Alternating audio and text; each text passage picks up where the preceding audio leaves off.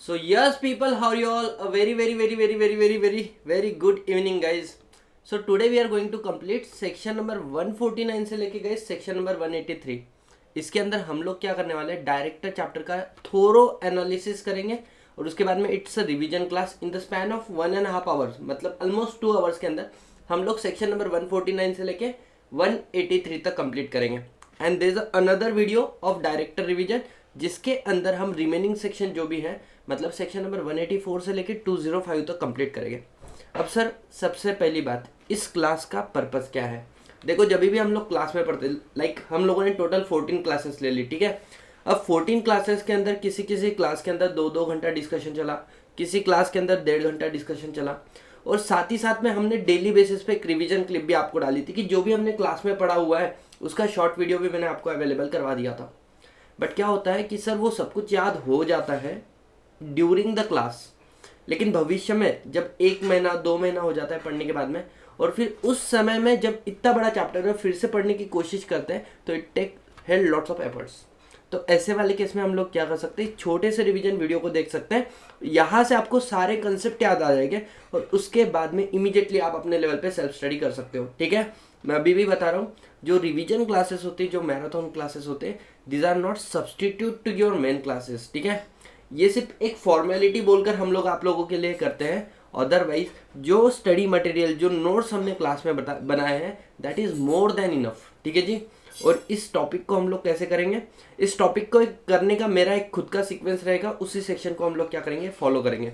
So without wasting your time guys, let's get start with. हम लोग शुरू करने जा रहे हैं. ठीक है, सबसे पहले हम लोग क्या करेंगे, कुछ लेफ्ट आउट एरिया होते हैं, मतलब जो लोग जनरली छोड़ के जाते हैं एग्जामिनेशन पॉइंट ऑफ व्यू से, उस वाले टॉपिक को हम लोग कर लेते हैं. क्योंकि क्या होता है, हर कोई उस टॉपिक को छोड़ रहा है और एग्जामिनेशन जनरली ऐसे टॉपिक से क्वेश्चन पूछेगा क्योंकि उसको पता है ना कि भाई साहब ये ऐसे कुछ टॉपिक है जहाँ पर बच्चे कंप्लीट नहीं करते हैं, तो उस टॉपिक को हम लोग सबसे पहले करेंगे. So just hold on.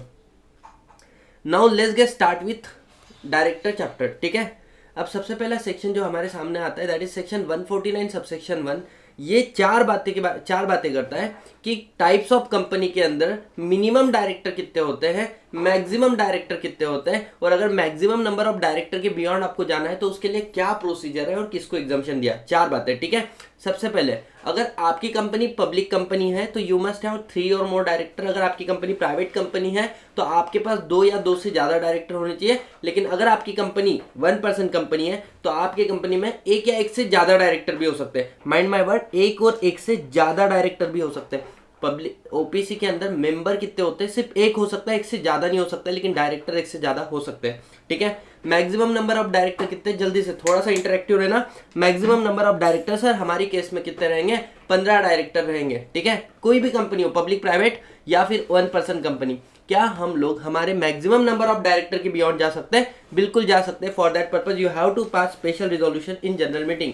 Now question arise, sir मानो हमारे कंपनी के अंदर ऑलरेडी 15 डायरेक्टर है और अब हमें 15 डायरेक्टर के बाद में मान के चलो अपॉइंट करना है मिस्टर एक्स को.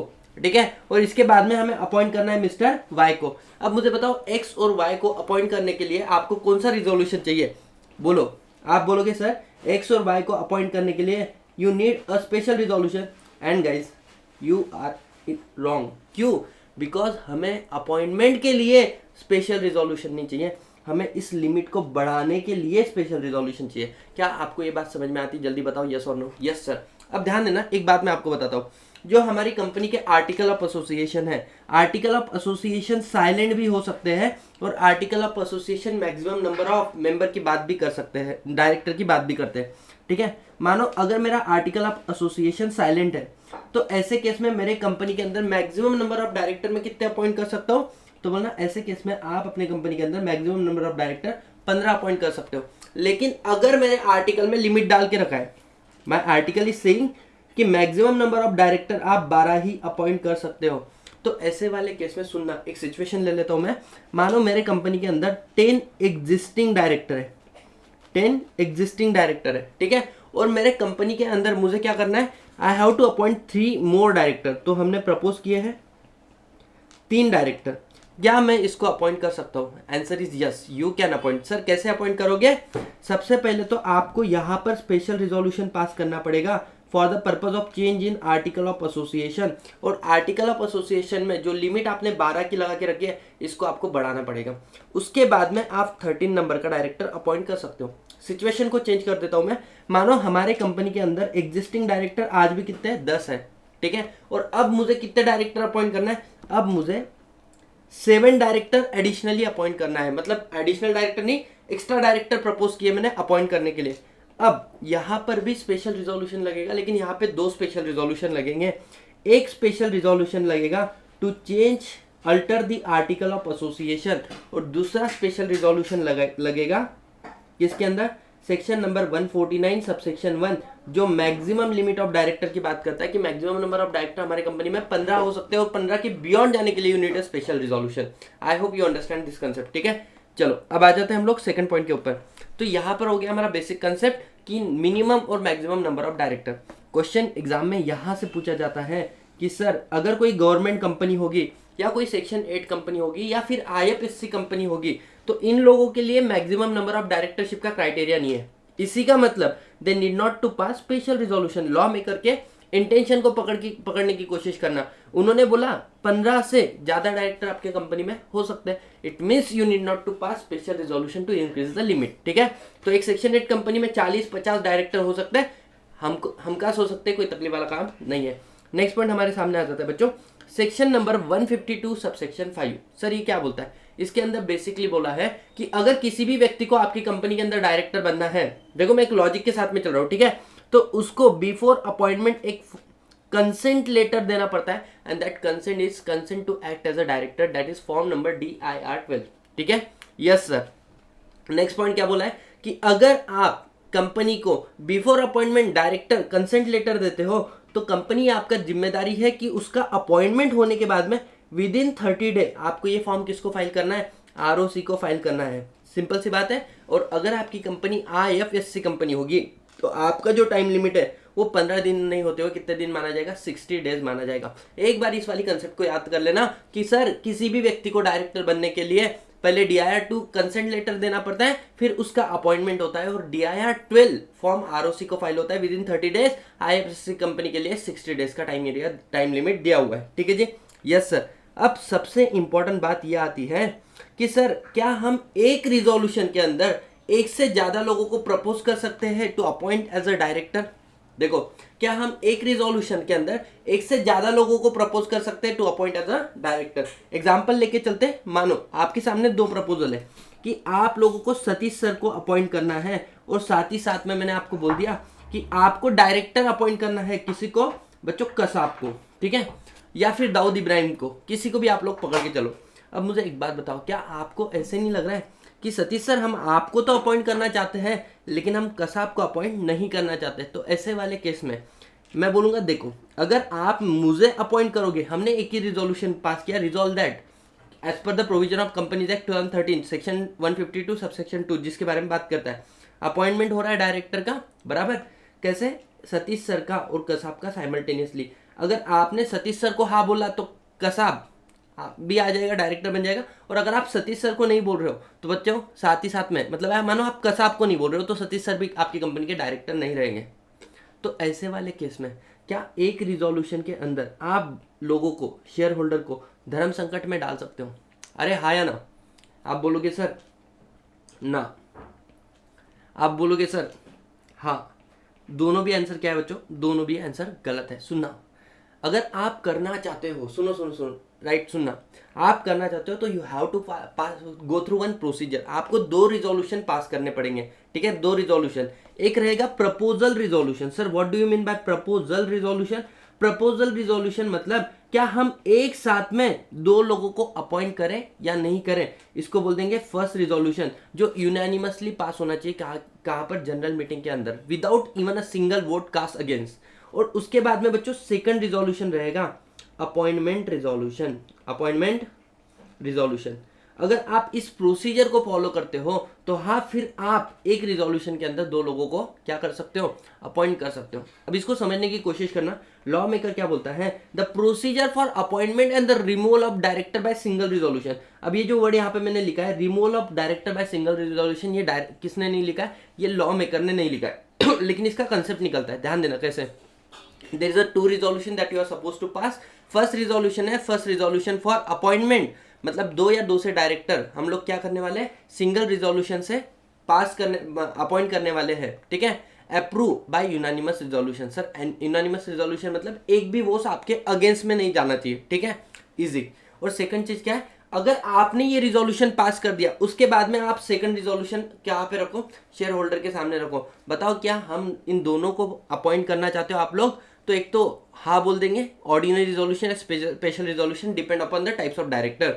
नाउ क्वेश्चन अराइज, देखो मुझे एक बात बताओ, अगर आपकी कंपनी चाहती है कि सतीश सर को भी डायरेक्टर नहीं बनाना है, सतीश सर को भी डायरेक्टर नहीं बनाना है, और आपकी कंपनी चाहती है कि कसाब को भी डायरेक्टर नहीं बनाना है, मेरा सिंपल सा क्वेश्चन है, क्या कंपनी यूनानिमस रिजोल्यूशन के लिए कंसेंट देगी या नहीं देगी? आप नहीं चाहते कि सतीश सर भी डायरेक्टर बने और आप नहीं चाहते कि कसाब भी डायरेक्टर बने, बताओ क्या आप यूनानिमस कंसेंट देने के लिए रेडी हो? बताओ क्या हम इन दोनों को, आप बोलोगे हम चाहते ही नहीं तो इनके कंसेंट क्यों? तो सुनना बच्चों, आंसर इज यस, दोगे। सर क्यों? बिकॉज एक यूनानिमस रिजोल्यूशन आपने दे दिया कि अच्छा ठीक है इन दोनों का अपॉइंटमेंट प्रपोज करो, इन दोनों का अपॉइंटमेंट प्रपोज करो, तो आपने पहले तो यूनानिमस रिजोल्यूशन से हाँ बोला, लेकिन जब अपॉइंटमेंट रिजोल्यूशन आपके सामने आएगा तो अपॉइंटमेंट रिजोल्यूशन में आप इस रिजोल्यूशन को पास ही मत करना। इंस्टेड ऑफ एक एक को हकलने से अच्छा है कि एक ही रिजोल्यूशन में दोनों को हकल दिया। समझ में आ रहा है आप लोगों को? बोलो यस और नो गाइस, क्या आपको कंसेप्ट समझ में आ रहा है? यस और नो? इसलिए मैंने बोला this is procedure for appointment and removal of director by single resolution. I hope you understand, ठीक है। इसके बाद में क्या बोलता है नेक्स्ट पॉइंट, अगर आपने कॉन्ट्रावेंशन किया मतलब अगर आपने एक व्यक्ति को अपॉइंट, दो लोगों को, दो से ज्यादा लोगों को सिंगल रिजोल्यूशन से अपॉइंट किया without passing the unanimous resolution, approval resolution, तो देन इन दैट केस क्या मैं बोल सकता हूँ, द अपॉइंटमेंट मेड बाय जो डायरेक्टर का हुआ है दैट शैल बी वॉइड। वो सही नहीं रहेगा, वो क्या माना जाएगा सर? वॉइड माना जाएगा। आई hope you understand this concept. और ये सबसे इंपॉर्टेंट बात है सर, ये कंसेप्ट एप्लीकेबल किसको नहीं है? This concept is not applicable to private company wholly owned subsidiary of government company. मतलब सुनना, होली ओन गवर्नमेंट कंपनी जहां पे 100% पेड अप शेयर कैपिटल इधर सेंट्रल गवर्नमेंट और स्टेट गवर्नमेंट और पार्शियली बाय सेंट्रल गवर्नमेंट और स्टेट गवर्नमेंट होल्ड किया है, या फिर उसकी सब्सिडरी। और बच्चों चाहे आईएफएससी पब्लिक कंपनी, आपको ये वाला सेक्शन एप्लीकेबल नहीं है। एक बार इस सेक्शन के ऊपर क्या करो, नजर डाल दो। सबसे पहला point, this is the procedure for appointment removal of director by single resolution. Second point, 2 resolution pass करना पड़ेगा। तीसरा पॉइंट आप लोगों को क्या बोल दिया कि अगर आपने कॉन्ट्रावेंशन कर दिया तो अपॉइंटमेंट वॉइड माना जाएगा। और लास्ट वाला पॉइंट बच्चों, not applicable in case of private company, wholly owned government company and the subsidiary of the Holi owned government company and IFSC public company. I hope you understand section number 162। Easy? अरे हाँ या ना? Yes sir. इसके बाद में बच्चों next point आपके सामने आता है कि मानो सर अब हमको ये तो समझ में आ गया कि सतीश सर अगर आपको हम हमारी कंपनी के अंदर अपॉइंट कर रहे हैं तो पहली बात आपके पास डीन होना चाहिए, आपने consent to act as a director देना चाहिए। दूसरा बात हमने ये समझ लिया कि सर एक ही रिजोल्यूशन में 2-2, 3-3, 4-4 लोगों को अपॉइंट करना होगा, तो उसका एक प्रोसीजर दिया है सेक्शन नंबर 162 के अंदर, उस सेक्शन को हमको फॉलो करना पड़ेगा। अब क्वेश्चन आता है कि एक व्यक्ति एट अ टाइम कितने कंपनी के अंदर डायरेक्टर रहेगा, एक व्यक्ति एट अ टाइम कितने कंपनी के अंदर डायरेक्टर बन सकता है? तो बड़ा सिंपल सा लिमिट है बच्चों, 20 कंपनी। 20 कंपनी मतलब क्या कि आप मैक्सिमम 20 कंपनी के अंदर ही डायरेक्टर बन सकते हो, चाहे वो पब्लिक कंपनी हो चाहे वो प्राइवेट कंपनी हो, फर्क नहीं पड़ता। लेकिन उसके बाद में सेकंड क्वेश्चन दिमाग में आना चाहिए, सर व्हाट इज अ सब लिमिट? सब लिमिट का मतलब क्या है कि 20 कंपनी में आप मैक्सिमम 10 कंपनी के अंदर क्या बन सकते हो, पब्लिक कंपनी के अंदर डायरेक्टर बन सकते हो। मतलब ओवरऑल लिमिट कितना है? 20, जिसमें से पब्लिक कंपनी का लिमिट कितना है? 10, उससे ज्यादा नहीं। चाहे आपकी पब्लिक कंपनी हो चाहे आपकी डीम पब्लिक कंपनी हो, maximum 10।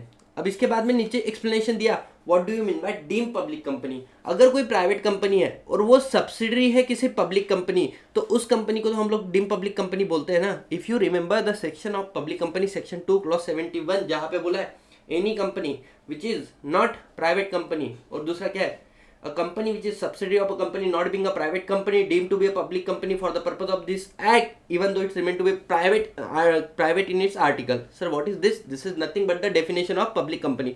Hope so you remember. ठीक है, तो यहाँ पर हम लोगों ने क्या बोल दिया कि सर अगर कोई पब्लिक, सिंपल लैंग्वेज में a company, private company which is a subsidiary of a public company, dim public company. लेकिन इस सेक्शन के अंदर इस क्लॉज के लिए इन्होंने डिम पब्लिक कंपनी के डेफिनेशन को थोड़ा एक्सटेंड किया और बोल दिया कि सर अगर कोई प्राइवेट कंपनी है जो होल्डिंग कंपनी है किसी पब्लिक कंपनी, तो उसको भी हम लोग डिम पब्लिक कंपनी मानेंगे, सिर्फ इस सेक्शन के लिए, सिर्फ इस सेक्शन के लिए। समझ में आ रहा है? बोलो यस और नो। Yes sir. और उसके बाद में नेक्स्ट पॉइंट आपके सामने रख दिया, मेंबर ऑफ कंपनी में restrict the number of directorship. मतलब मानो लॉ ने मेरे को बोला है कि Satish you can be director of 20 company, लेकिन मानो मैं रिलायंस कंपनी के अंदर डायरेक्टर बन जाता हूँ और रिलायंस कंपनी बोलते हैं कि जो डायरेक्टर हमारे कंपनी में अपॉइंट हो रहा है उसको हम अच्छा खासा लमसम अमाउंट पे कर रहे हैं, मतलब पैसों का तो वादा नहीं है। एंड द सेकंड थिंग, हमें लगता है कि हमारे डायरेक्टर ने सिर्फ हमारी कंपनी के ऊपर फोकस करना चाहिए, इधर उधर मुंह नहीं मारना चाहिए। तो उन्होंने मेरे को बोल दिया कि 10 कंपनियों के ऊपर तुम डायरेक्टर ही नहीं बन सकते हो, चाहे आपकी पब्लिक कंपनी हो चाहे आपकी प्राइवेट कंपनी हो।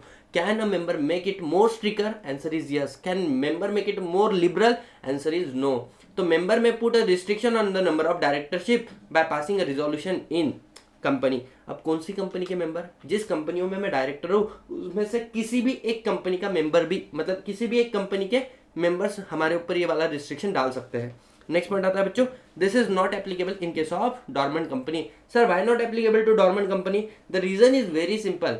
मुझे एक बात बताओ, रिलायंस कंपनी का मानना है कि सतीश तेरा समय हमारी कंपनी को ज्यादा डिवोट होना चाहिए, बाकी कंपनियों को ज्यादा डिवोट नहीं होना चाहिए। अब dormant company is in operative company, it is a not operative, या आप इसको बोल दो it is a sleeping company, तो इट इज नॉट वर्किंग। तो ऐसे वाले कंपनी में मैं 50 हो, डॉर्मेंट कंपनी में क्या रहूँ, डायरेक्टर रहूँ, फर्क नहीं पड़ता। आई hope you understand each and every concept. जल्दी बताओ।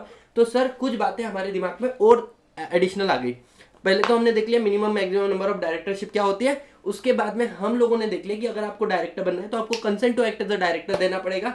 इसके बाद में सर हम लोगों ने देख लिया क्या, कि आप एक रिजोल्यूशन से 2 से या उससे ज्यादा लोगों को डायरेक्टर अपॉइंट नहीं कर सकते हो। और सेकंड पॉइंट हमने देखा कि सर एक व्यक्ति कितने कंपनियों में डायरेक्टर रह सकता है। और मैं मान के चल रहा हूँ कि जैसे जैसे मैंने एक एक कंसेप्ट आप लोगों को पढ़ाया है, आपको सारे प्रोविजन लर्न होते जा रहे हैं। ठीक है जी, अज्यूम करता हूँ हो रहे होगे। ठीक है, चलो नेक्स्ट कंसेप्ट बच्चों, जो आपके सामने आता है कि what are the duties of director.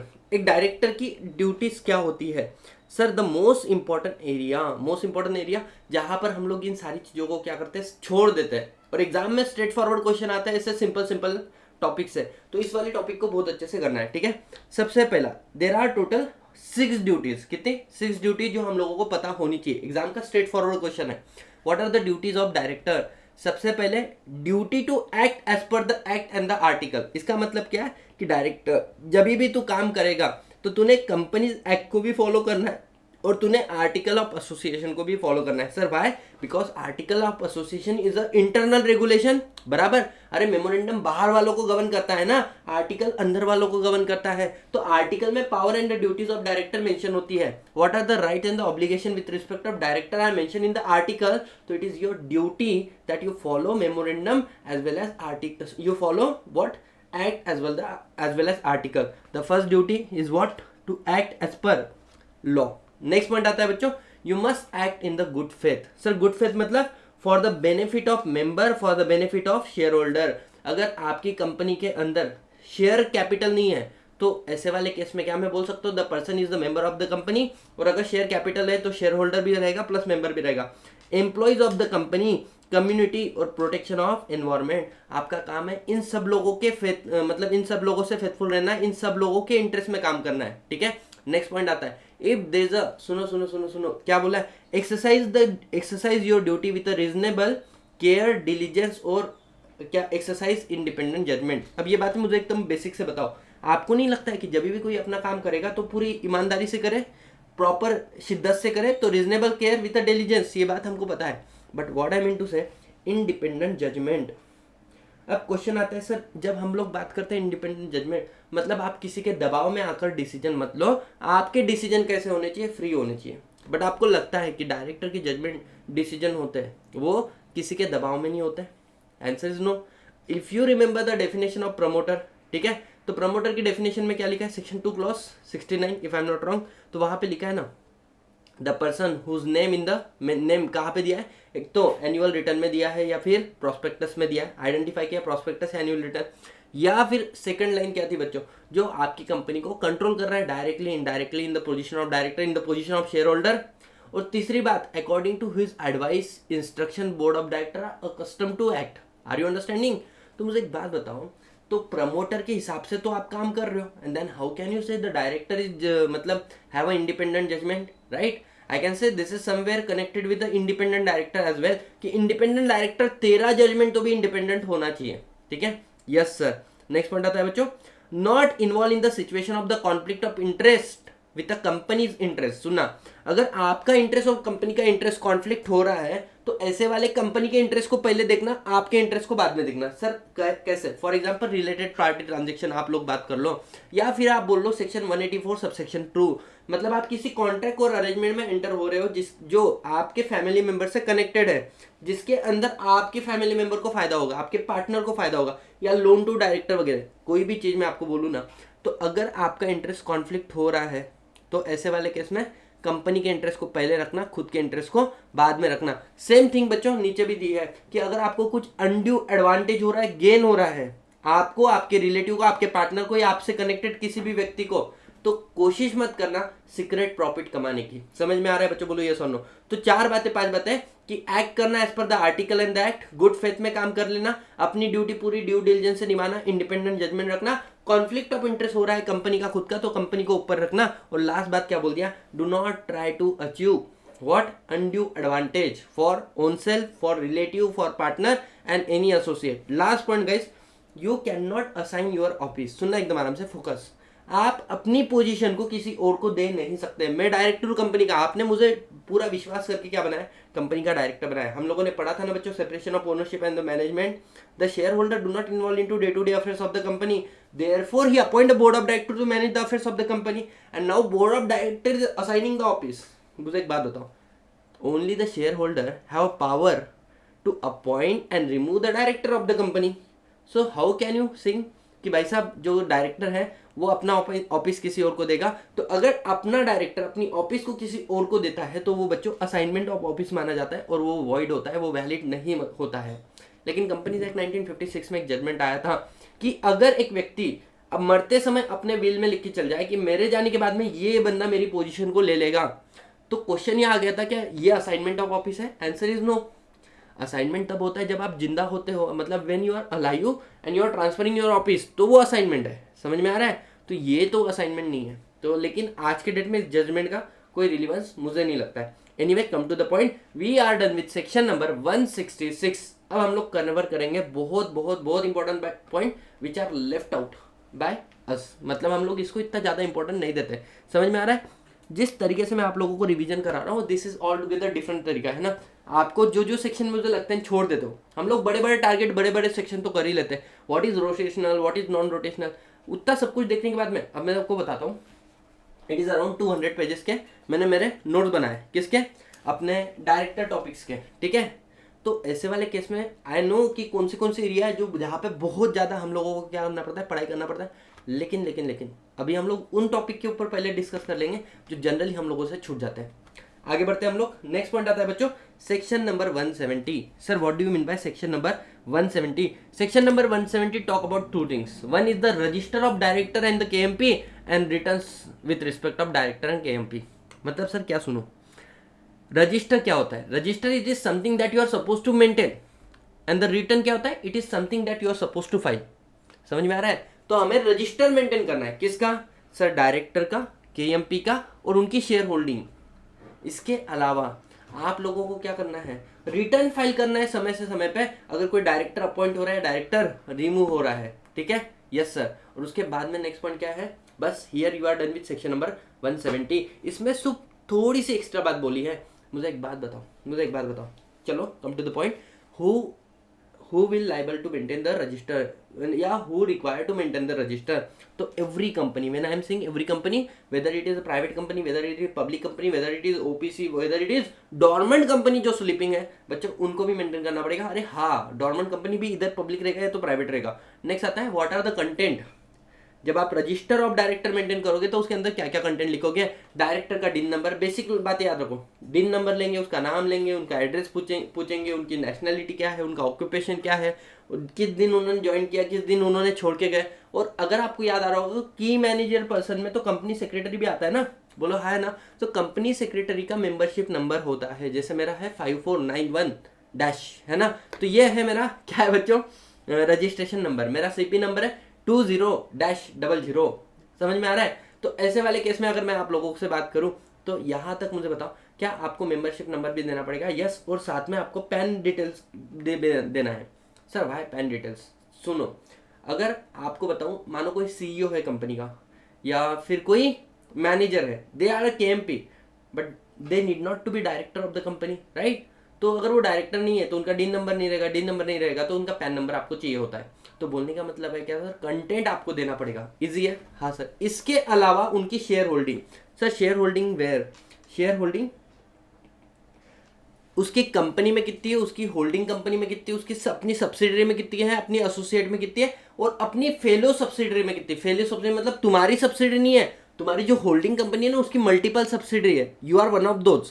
तो उसके अलावा भी उनकी जो फेलो सब्सिडरी है उसके अंदर भी हमारे डायरेक्टर केएमपी की क्या शेयर होल्डिंग है सर, इसके साथ में उसको क्या बताना पड़ेगा? Number of share is holding, what are the face value of the share, किस दिन उसने एक्वायर किया था शेयर, जब एक्वायर किया तो कितना पैसा पे किया, द कंसिडरेशन पेड, किस दिन उसने शेयर सेल कर दिए थे, जिस दिन सेल किया तो कितना पैसा उसको आया। इसके अलावा किस तरीके से उसने शेयर एक्वायर किए, मतलब कैश के लिए करे किए या कंसिडरेशन अदर देन कैश के लिए किए। सर ये सारी बातें बतानी पड़ती है, ये सारी बातें आप लोगों को बतानी पड़ती है। क्या आपको समझ में आ रहा है? बोलो यस और नो। इसके अलावा दो बातें हो गई हमारी सेक्शन नंबर कि रजिस्टर किसको मेंटेन करना है, रजिस्टर में क्या क्या कंटेंट होना चाहिए। लास्ट पॉइंट आता है इस सेक्शन का कि आपको रिटर्न फाइल करना है, कभी भी डायरेक्टर का चेंज होता है, अपॉइंटमेंट रजिस्ट्रेशन होता है, DIR-12 फॉर्म आपको फाइल करना है within 30 day. Are you guys clear? जल्दी बताओ यस और no. Here guys we are done with section number 170, the most most most most important section generally. ठीक है, आगे बढ़ते बच्चों हम लोग। इंस्पेक्शन, इंस्पेक्शन का मतलब क्या है? अब ये जो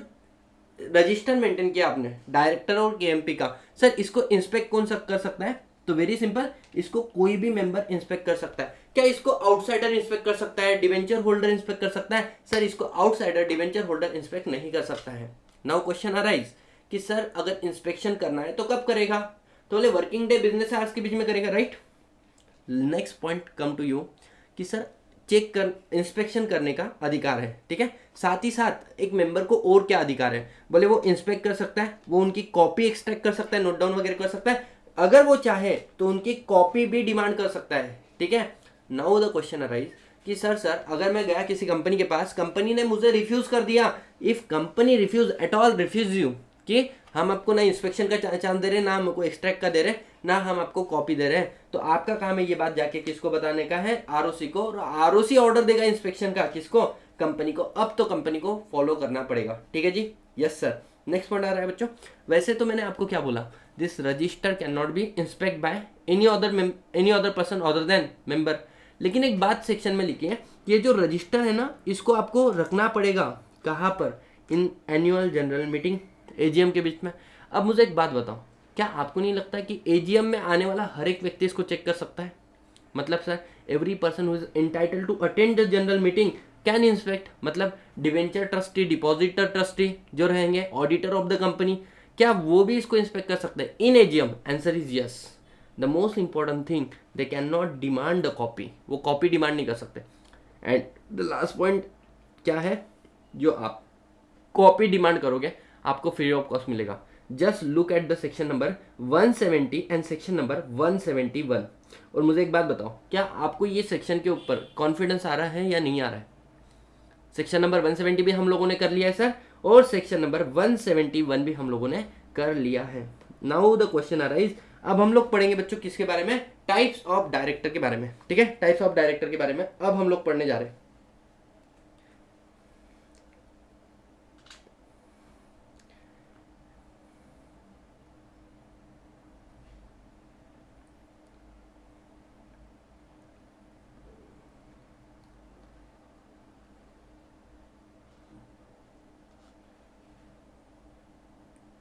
और हमने क्लास में बहुत ज़्यादा डिटेल डिस्कशन किया है, एक एक सेक्शन के ऊपर हमने एनालिसिस किया है, ठीक है जी।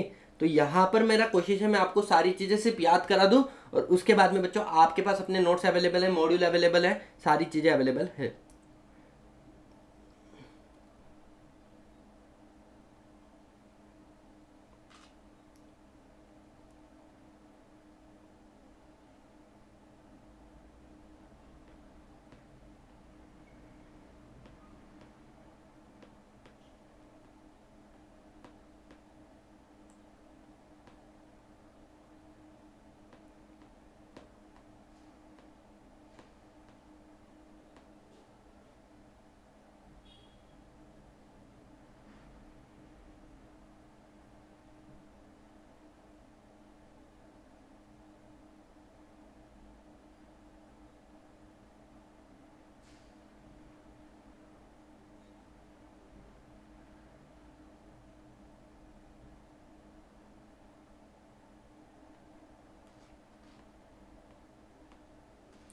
चलो, so now we are going to cover one of the most important topic, that is section number 164.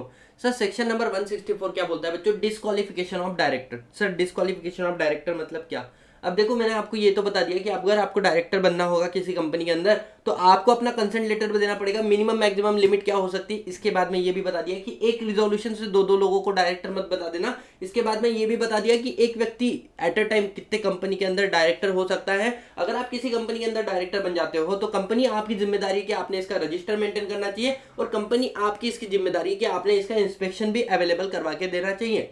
अब मानो सतीश भाई बहुत ही ज्यादा इंटरेस्टेड हो जाता है कि मुझे किसी कंपनी का डायरेक्टर बनना है, तो क्वेश्चन आपके सामने आना चाहिए, क्या सतीश भाई तू एलिजिबल है किसी कंपनी का डायरेक्टर बनने के लिए? सबसे पहले तो इस वाली क्राइटेरिया को चेक करते हैं। सेक्शन नंबर 164 बच्चों, सेक्शन नंबर 164 क्या बोलता है? सुनो, सेक्शन नंबर 164 बोलता है this section is applicable to person, a person whether eligible to appoint as a director or not. It is divided into two subsection, subsection 1 and subsection 2।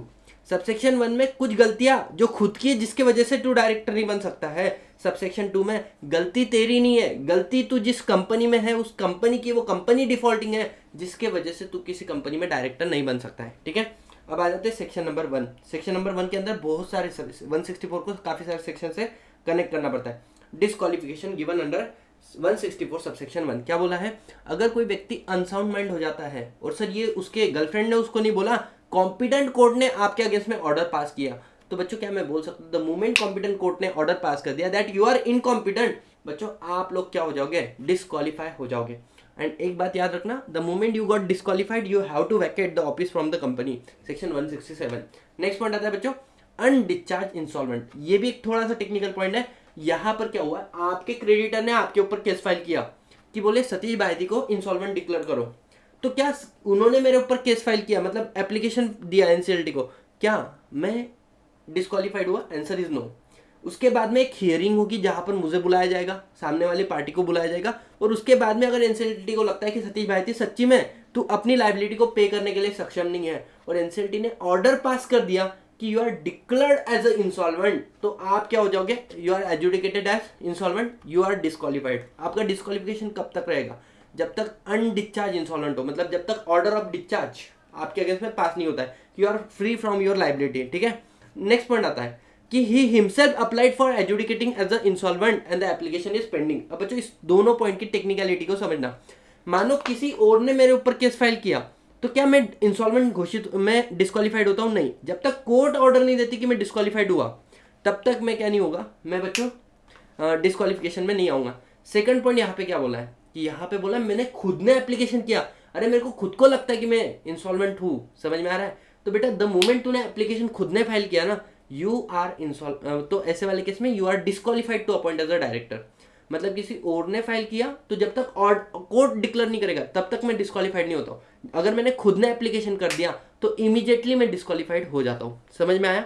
अब बच्चों ध्यान देना, मानो सतीश भाई ने 1 जनवरी 2023 को एप्लीकेशन डाला कि मुझे इंसॉल्वेंट घोषित कर दो, तो मैंने एप्लीकेशन डाला, इंसॉल्वेंट हो गया अंडर क्लॉज सी, कोर्ट ने ऑर्डर दे दिया कि आप इंसॉल्वेंट हो, तो अब मैं डिस्क्वालीफाइड अंडर क्लॉज सी नहीं हूँ, भले एप्लीकेशन में डाला क्लॉज बी हूँ। क्यों? क्योंकि कोर्ट ने एक बार डिक्लेयर कर दिया तो उसके बाद में आप क्लॉज बी के हिसाब से इंसॉल्वेंट हो जाते हो। नेक्स्ट पॉइंट आता है बच्चों you convicted by court for any offence. कौन सा? जिसके अंदर आपको सजा मिलती मिनिमम 6 मंथ की।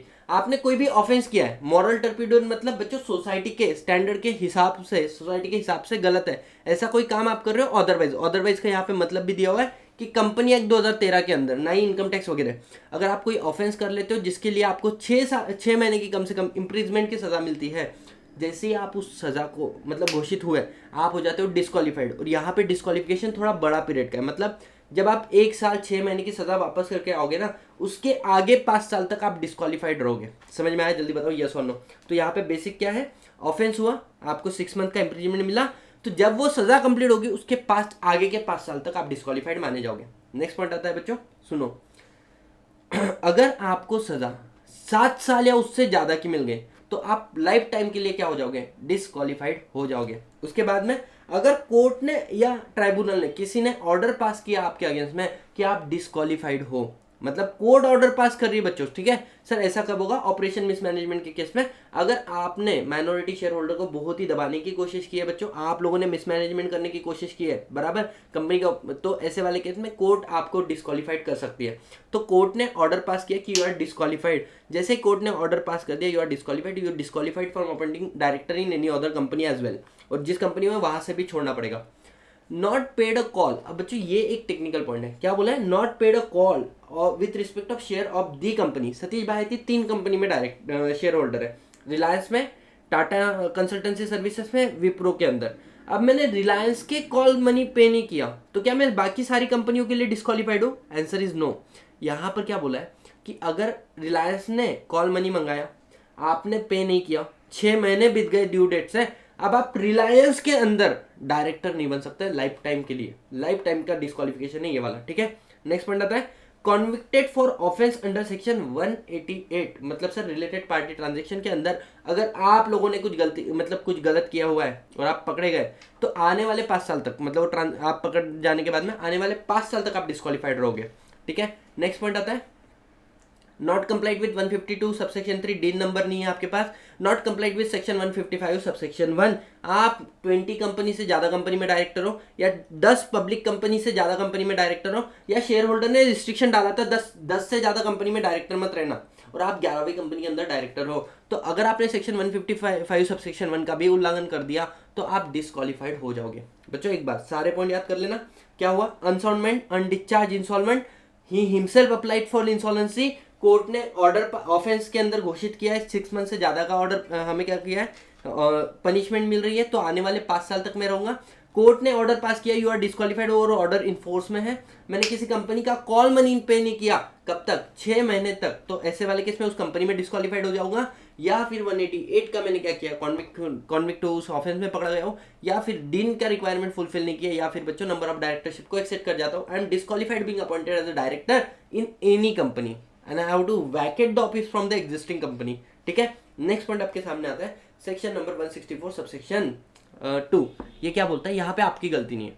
अगर किसी कंपनी में, और यहाँ से स्ट्रेट फॉरवर्ड एग्जाम में क्वेश्चन आता है, किसी कंपनी ने कंटिन्यूअस 3 साल के लिए सेक्शन फाइनेंशियल स्टेटमेंट AOC4 बोलकर फॉर्म होता है, 3 साल तक कंटिन्यूअस फाइल नहीं किया, या फिर एनुअल रिटर्न 3 साल तक कंटिन्यूअस फाइल नहीं किया, ठीक है, तो जो भी लोग उस कंपनी के अंदर डायरेक्टर है, सुनना, डायरेक्टर है या डायरेक्टर थे, मतलब वो 3 साल के अंदर अगर आप एक दिन के लिए भी डायरेक्टर बने हो, the wording the person who is and who has been, ठीक है, मतलब चाहे हो या चाहे थे, तो ऐसे वाले केस में आप क्या हो जाओगे? डिस्क्वालीफाइड हो जाओगे।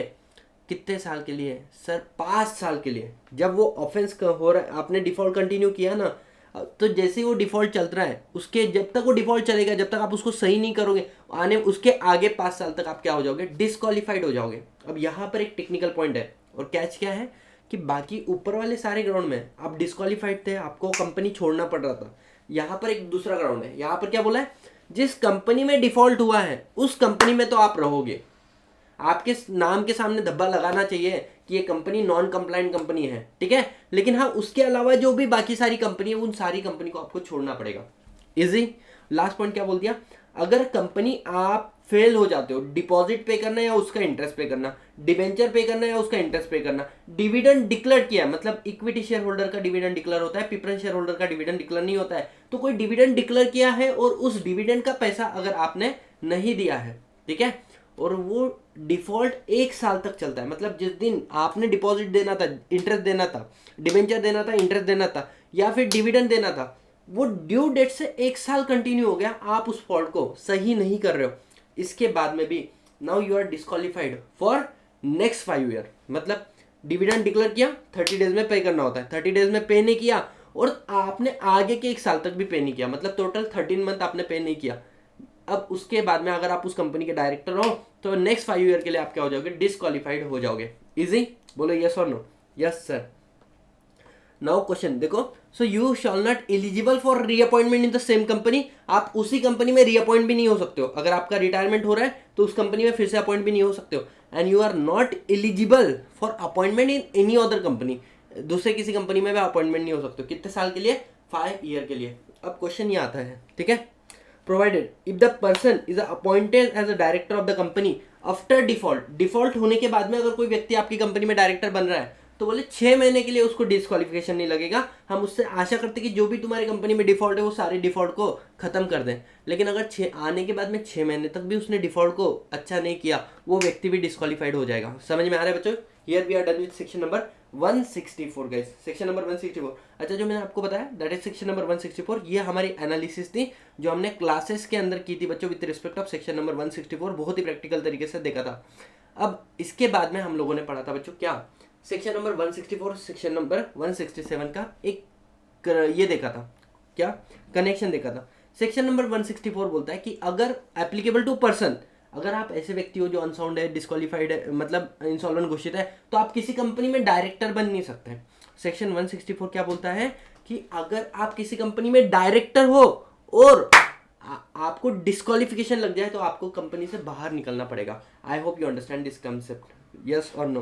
तो section 164 talk about disqualification, section 167 talk about the vacation of office.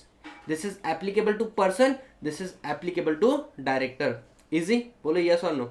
अब नेक्स्ट पॉइंट क्या आता है कि अगर अगर अगर सेक्शन 164 सबसेक्शन 1 के अंदर आप डिस्क्वालीफाई हो गए तो आपको ऑफिस वैकेट करना पड़ेगा सेक्शन 167 के अंदर। और अगर आप सेक्शन 164 सबसेक्शन 2, मतलब वो financial statement, annual return, deposit, debenture और एक साल तक डिविडेंड डिक्लेयर करने के बाद में पैसा नहीं देना, तो आप एग्जिस्टिंग कंपनी में तो कंटिन्यू करोगे, ठीक है, डिफॉल्टिंग कंपनी में यू विल कंटिन्यू बराबर, बट रिमेनिंग कंपनी में आपको अपना ऑफिस वैकेट करना पड़ेगा। This is the most important thing that you are suppose to know, ठीक है। यस सर, अब क्वेश्चन ही आता है, समझ लो। एक एग्जांपल, तुम्हारी कंपनी ने 3 साल डिफॉल्ट किया, ठीक है, उसके बाद में आप 5 साल के लिए डिस्क्वालीफाइड हुए। इसका मतलब टोटल डिस्क्वालिफिकेशन पीरियड कितना है? 8 साल।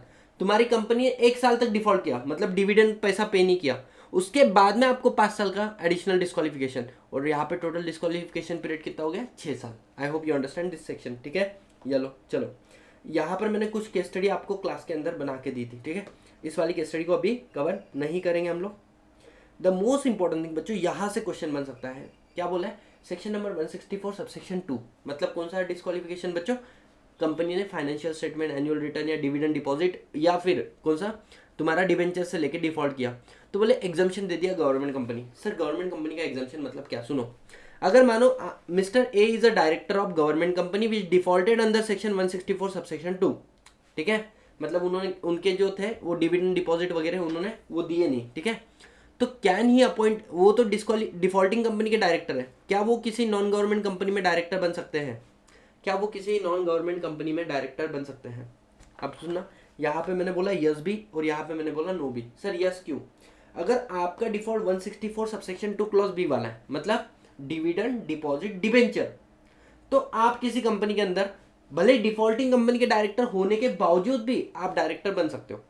लेकिन अगर आपका डिफॉल्ट 164 सबसेक्शन 2 क्लॉज ए वाला है, मतलब सर फाइनेंशियल स्टेटमेंट या एनुअल रिटर्न अगर आपने 3 साल तक फाइल नहीं किए हुए, तो सॉरी, आप किसी और कंपनी के अंदर डायरेक्टर नहीं बन सकते हो। लेकिन सर गवर्नमेंट कंपनी को तो एग्जाम्शन दिया है, लेकिन उस एग्जाम्शन की एक कंडीशन है जो ये बोलती है कि आपका कभी भी डिफॉल्ट फाइनेंशियल स्टेटमेंट और एनुअल रिटर्न का नहीं होना चाहिए, ठीक है। तो हमें एक हार्मोनियस कंस्ट्रक्शन करना पड़ता है कि एग्जाम्शन क्या दिया है और उस एग्जाम्शन की कंडीशन क्या है, ठीक है। उन दोनों चीज़ों को पढ़ोगे तो आपको ये वाला पॉइंट समझ में आएगा। आगे बढ़ते हैं हम लोग। Section number, situation number 2, mister A is a director of PQR limited जिसने डिफॉल्ट किया बच्चों 164 सबसेक्शन 2। क्या मिस्टर ए अपॉइंट हो सकते हैं किसी गवर्नमेंट कंपनी के अंदर? आप डिफॉल्टिंग कंपनी के डायरेक्टर हो, आंसर इज नो। तो आपको समझ में आया, एग्जाम्शन अगर डिफॉल्ट गवर्नमेंट कंपनी ने किया है तो उनके डायरेक्टर को दिया है, ठीक है। बाकी गवर्नमेंट कंपनी में डिफॉल्टिंग डायरेक्टर नहीं आ सकता, गवर्नमेंट कंपनी का डिफॉल्टिंग डायरेक्टर किसी और कंपनी का डायरेक्टर बन सकता है। समझ में आया बच्चों? जल्दी बोलो यस और no. Yes sir. So here we are done with what? Here we are done with section number 164। इसके बाद में हम लोग इमीडिएटली कर लेंगे क्या सर? सेक्शन नंबर 167, ठीक है।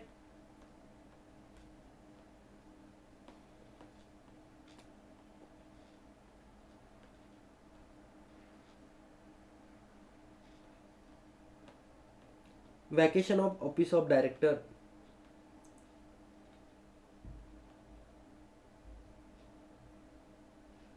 Just hold on.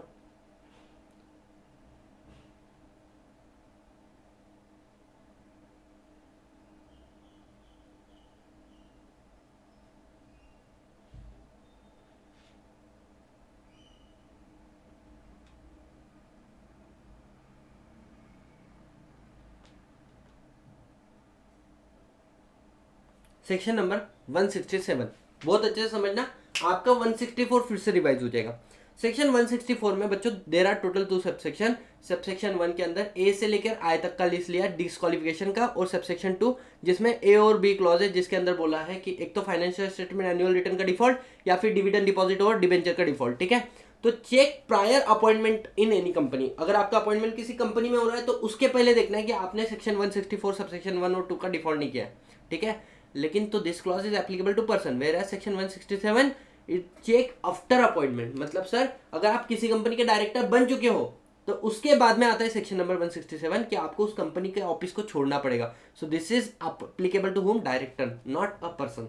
Logically clear हो रहे हैं आप लोग, जल्दी बताओ यस और नो।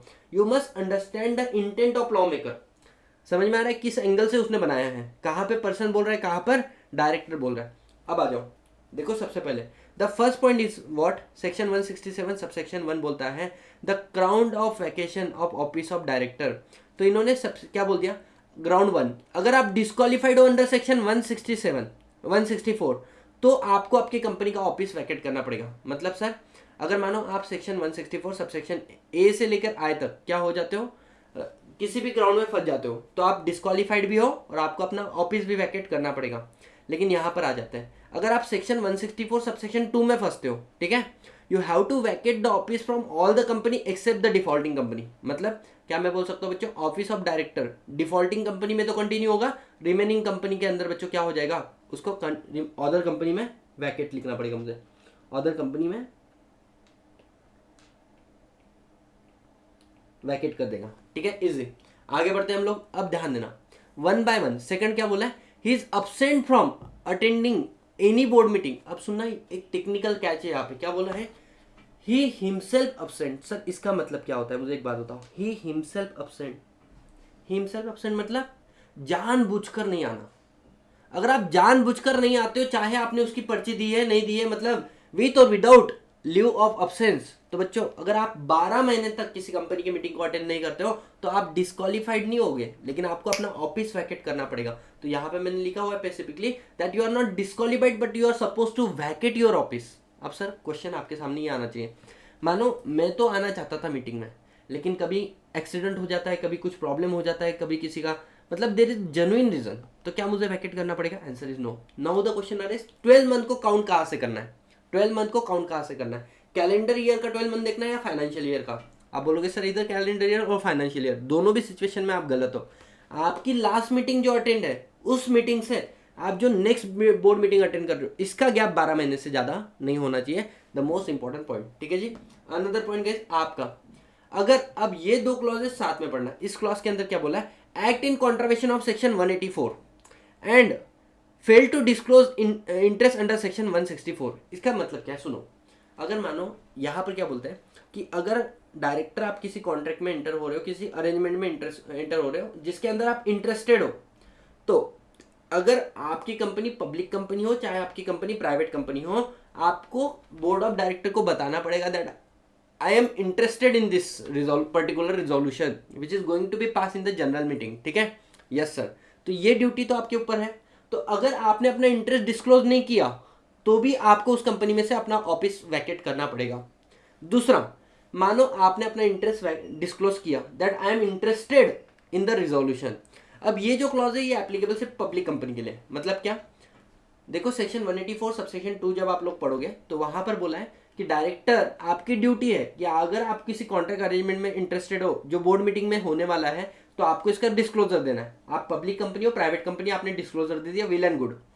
सेकंड चीज क्या बोला है अब उस वाले मैटर के ऊपर ना ही आप डिस्कस कर सकते हो, ना ही आप वोट कर सकते हो, ना ही आप quorum के लिए काउंट होते हो, ठीक है, इन case of public company. Private company your director can discuss on the matter, your director can vote on the matter, your director can be counted for the purpose of quorum। तो यहाँ पर क्या बोला कि अगर आप लोगों ने 184 को कॉन्ट्रावेंस कर दिया, मतलब you participate in the board meeting and you voted, तो ऐसे वाले केस में you also have to vacate your office. समझ में आ रहा है कि सर अगर पब्लिक कंपनी प्राइवेट कंपनी तुम्हारे डायरेक्टर इंटरेस्ट डिस्क्लोज करते नहीं है, they have to vacate their office. दूसरा सिचुएशन, कि पब्लिक कंपनी अगर तुम्हारे डायरेक्टर ने उस रिजोल्यूशन के ऊपर वोट कर लिया जिसके ऊपर उसने नहीं करना चाहिए था, बराबर, तो ऐसे वाले केस में हम लोग क्या बोलेंगे कि यहाँ पर भी आपको अपना ऑफिस वैकेट करना पड़ेगा। नेक्स्ट पॉइंट आता है बच्चों, ई और एफ दोनों भी कनेक्टेड है, एक साथ में पढ़ लेना। डिस्क्वालिफिकेशन, अगर कोर्ट ने आपको डिस्क्वालीफाई कर दिया, बाय ऑर्डर ऑफ कोर्ट आपको डिस्क्वालीफाई कर दिया, सर ये तो 164 में भी आया था ना, बट इसका रीजन है, देखना यहाँ पे अलग से क्यों लिखा है। अगर कोर्ट ने आपको ऑर्डर पास किया, ट्राइब्यूनल ने ऑर्डर पास किया और आप डिस्क्वालीफाइड हो चुके हो, ठीक है, और या फिर आपको 6 महीने से ज्यादा की सजा हो गई और आप डिस्क्वालीफाइड हो चुके हो, ठीक है, तो यहाँ पर आप डिस्क्वालीफाइड तो हो गए हो, क्या आपको अपना ऑफिस वैकेट करना पड़ेगा? डिपेंड, मतलब अब इसके पीछे की लॉजिक को समझना। मानो सेक्शन 164 में आप डिस्क्वालीफाइड हो गए, तो आपको वैसे तो अपनी ऑफिस को भी वैकेट करना पड़ेगा, लेकिन आप अपने ऑफिस के वैकेशन को पोस्टपोन कर सकते हो। पोस्टपोन करना मतलब क्या है, जैसे ही आपके अगेंस्ट में ऑर्डर पास होता है कोर्ट का, आप अपील कर दो 30 डेज के अंदर, तो आप डिस्क्वालीफाइड तो हो, आज भी अपील करने के बावजूद you are still disqualified, but you need not to vacate your office. आपको अपना ऑफिस वैकेट नहीं करना है, ठीक है, ऑफिस को कंटिन्यू रखो। अब आपने अपील किया, ठीक है, तो you are still disqualified but you need not to vacate office, बराबर, if appeal is file within 30 days. Next point क्या आता है, अब आपकी अपील चलती जा रही है, अपील चलती जा रही है, तो जब during the appeal is going on, बराबर, हियरिंग हो रहा है, you are disqualified but you are not suppose to vacate your office. Next point, appeal का ऑर्डर पास हो गया, अपील का ऑर्डर पास हुआ, अगर अपील का ऑर्डर फेवर में पास हुआ तो ना ही आप डिस्क्वालीफाइड हो, ना ही आपको अपना ऑफिस वैकेट करना है, ठीक है, लेकिन अपील का ऑर्डर अगेंस्ट में पास हुआ, अगेंस्ट मतलब आपके फेवर में पास नहीं हुआ, you are not a decree holder, you are judgment debtor, ठीक है, तो आप अभी भी डिस्क्वालीफाइड हो। आपको ऑफिस वैकेट करना है कि नहीं करना है, डिपेंड, कैसे, अगर मानो अपील का ऑर्डर पास हुआ और 7 डेज के अंदर आपने दूसरी अपील फाइल कर दी, तो फिर से आपको अपनी पोजीशन को वैकेट नहीं करना है, अब वो अपील चलती जाएगी, है ना, this is second appeal, the first one is first appeal, ये है आपकी सेकंड अपील। अब जब तक अपील चल रही है आप डिस्क्वालीफाइड तो, बट आपको अपना ऑफिस वैकेट नहीं करना है, और जब सेकंड अपील का फर्दर ऑर्डर आएगा, फर्दर अपील का ऑर्डर आएगा, फेवर में आया तो नहीं आप डिस्क्वालीफाइड हो, नहीं आपको ऑफिस वैकेट करना है, लेकिन अगेंस्ट में ऑर्डर हुआ तो इस बार तो आप डिस्क्वालीफाइड भी हो और इस बार आपको ऑफिस भी वैकेट करना है। समझ में आया? और सर अगर मैंने अपील फर्स्ट टाइम में ही नहीं की तो you have to vacate your office. समझ में आया बच्चों? बोलो यस और नो। तो आप पढ़ो इसको। सेक्शन 164 में आपको डिस्क्वालिफिकेशन लगाए थे और बराबर वहां पे एक लाइन एक्स्ट्रा लिखी थी जो मैंने आपको जानबूझ के वहां पे नहीं पढ़वाई थी कि भले ही आप अपील कर देते हो फिर भी आप डिस्क्वालिफाइड रहोगे जब तक अपील का ऑर्डर आपके फेवर में नहीं आएगा, ठीक है। और यहाँ पर क्या बोला है, भले ही आपने अपील कर दिया है, वैकेशन आपको तब तक लागू नहीं है जब तक अपील चल रहा है। समझ में आया? अपील नहीं किया तो वैकेशन, अपील का ऑर्डर अगेंस्ट में आया, फर्दर अपील नहीं किया तो वैकेशन, फर्दर अपील का ऑर्डर अगेंस्ट में आया, vacation. I hope you understand this concept, ठीक है, थोरोली। नेक्स्ट पॉइंट क्या आता है बच्चों, वैकेशन ऑन रिमूवल। अगर आपको हटा दिया कंपनी में से, सर कैसे हटा सकते हैं? 169 रिमूवल ऑफ डायरेक्टर, बराबर जैसे साइरस मिस्त्री को हटा दिया था। सेक्शन 242 ऑपरेशन मिसमैनेजमेंट, ट्राइब्यूनल ने ऑर्डर पास किया। बच्चों दिस एक्ट बोला है तो एक्ट में तो काफी जगह पे आप लोगों को रिमूवल करने की पावर दी है। आप तो ऐसे वाले केस में एग्जांपल देता हूँ, मानो small share holder director appoint किया तो ऐसे वाले केस में can share small share holder उसको निकाल सकते हैं। या फिर मैं अगर आपको बोलूँ कि हमने नॉमिनी डायरेक्टर नॉमिनेट किया, किसी ने हमारी कंपनी में डायरेक्टर बिठाया, वो खुद ही उस डायरेक्टर को हटाना चाहे तो हटा सकते हैं, बिल्कुल हटा सकते हैं, ठीक है। तो जैसे आपका ऑफिस वैकेट हो जाएगा, साथ ही साथ में क्या मैं बोलूंगा, आप you have to vacate your office, ठीक है। नेक्स्ट पॉइंट क्या हो जाता है यहाँ पे, vacation due to the cease of connected office. मतलब क्या है, मानो आपकी होल्डिंग कंपनी के अंदर या आपकी सब्सिडरी कंपनी या आपके एसोसिएट कंपनी के पोजीशन में थे, मतलब एज ए एम्प्लॉय थे वहां पे, और उसके वजह से आपको इस कंपनी का डायरेक्टर बनाया। मतलब हम क्या बोल रहे हैं, मानो मेरी सब्सिडरी कंपनी है, उसके अंदर बहुत ही टैलेंटेड व्यक्ति है एक, मैंने बोला एक काम कर उसको डायरेक्टरशिप ऑफर कर मेरी कंपनी के, उसको डायरेक्टर बनाया। जैसे ही उसकी इस पोजीशन, मतलब वो सब्सिडी कंपनी का एम्प्लॉय नहीं रहा, तो बोले ये वाला पोजीशन भी उसका छूट जाए। आइडियली ऐसा नहीं होना चाहिए बट लॉ मेकर ने लिखा है। तो here we are done with the subsection 1। पूरा सबसेक्शन 1 एक बार याद कर लेना। क्या बोला है कि सर अगर आपको डिस्क्वालिफिकेशन आ जाता है सेक्शन नंबर 164 का तो वैकेट कर दो। दिन सेकंड पॉइंट, 12 महीने तक मीटिंग अटेंड नहीं की, फिर 184 में डिस्क्लोजर ऑफ इंटरेस्ट नहीं किया या उसके कॉन्ट्रावेशन में एक्ट किया। नेक्स्ट पॉइंट आता है बच्चों, ऑर्डर ऑफ डिस्क्वालिफिकेशन आपके अगेंस्ट में पास हुआ है या फिर 6 महीने से ज्यादा आपको इंप्रीजमेंट मिला हुआ है, तो डिस्क्वालिफाइड तो हो लेकिन अपील कर रहे हो तो वैकेट करने की जरूरत नहीं है। नेक्स्ट पॉइंट, रिमूवल हुआ है आपका, या फिर बच्चों सीजेशन ऑफ कनेक्टेड ऑफिस, तो ऐसे वाले केस में। नेक्स्ट पॉइंट आता है पनिशमेंट। अगर देखो आप लोगों का ऑफिस वैकेट हो चुका है 167 के अंदर, ठीक है, and you are aware about this fact कि मैंने इस कंपनी को छोड़ के जाना चाहिए, and still you are continuing, फिर भी आप इस कंपनी को कंटिन्यू कर रहे हो, तो फिर ऐसे केस में मिनिमम सजा आपको 1 लाख की, मैक्सिमम फाइन आपको कितनी मिल सकती है, 5 लाख तक की मिल सकती है। नेक्स्ट पॉइंट आता है सबसेक्शन 3। सबसेक्शन 3 क्या बोलता है, एकदम आराम से सुनना। ऑफिस ऑफ वैकेशन, अगर सारे के सारे डायरेक्टर सिंगल डे वैकेट हो जाते हैं तो फिर बोले जो प्रमोटर है वो उसके डायरेक्टर बन, डिम डायरेक्टर। अगर प्रमोटर डायरेक्टर नहीं, प्रमोटर भी एग्जिस्ट नहीं, जैसे एल का प्रमोटर नहीं है, आईटीसी के प्रमोटर आज के डेट में नहीं है, लार्सन एंड ट्यूब्रो के भी नहीं है, तो ऐसे केस में क्या मैं बोल सकता हूँ, if no promoter the central government for timing appoint any other person as a promoter. समझ में आया, बोलो हाँ ना, यस सर। और लास्ट वाला पॉइंट बच्चों, additional ground for vacation. Private company आप आपकी आर्टिकल के अंदर एडिशनल ग्राउंड लिख सकते हो बच्चों। 4 सबसेक्शन है, चारों के चारों सबसेक्शन याद कर लो, है ना, ऐसे याद नहीं करना है। सबसेक्शन 1 के अंदर हमने बोला है कि ये कुछ ग्राउंड है जिसकी वजह से आप डिस्क्वालीफाइड हो सकते हो, and there are few grounds. उसके बाद में सबसेक्शन 2 क्या बोलता है कि आपको सजा मिलेगी अगर आपने अपना ऑफिस वैकेट नहीं किया। तीसरा ग्राउंड क्या बोलता है कि सारे प्रमोटर एक साथ में, सारे डायरेक्टर एक साथ में वैकेट हो जाते हैं। और लास्ट पॉइंट बोलता है कि private company you can put the additional ground for vacation of office. ठीक है, यस सर। और ये हमने उसकी एनालिसिस की थी, 164 के सारे क्लॉजेस को 1 बाय 1 हम लोगों ने समझा था 167 के साथ में रेगुलर क्लास के अंदर। ठीक है जी, यस सर। अब बच्चों हम लोग बात करेंगे किसके बारे में, types of director.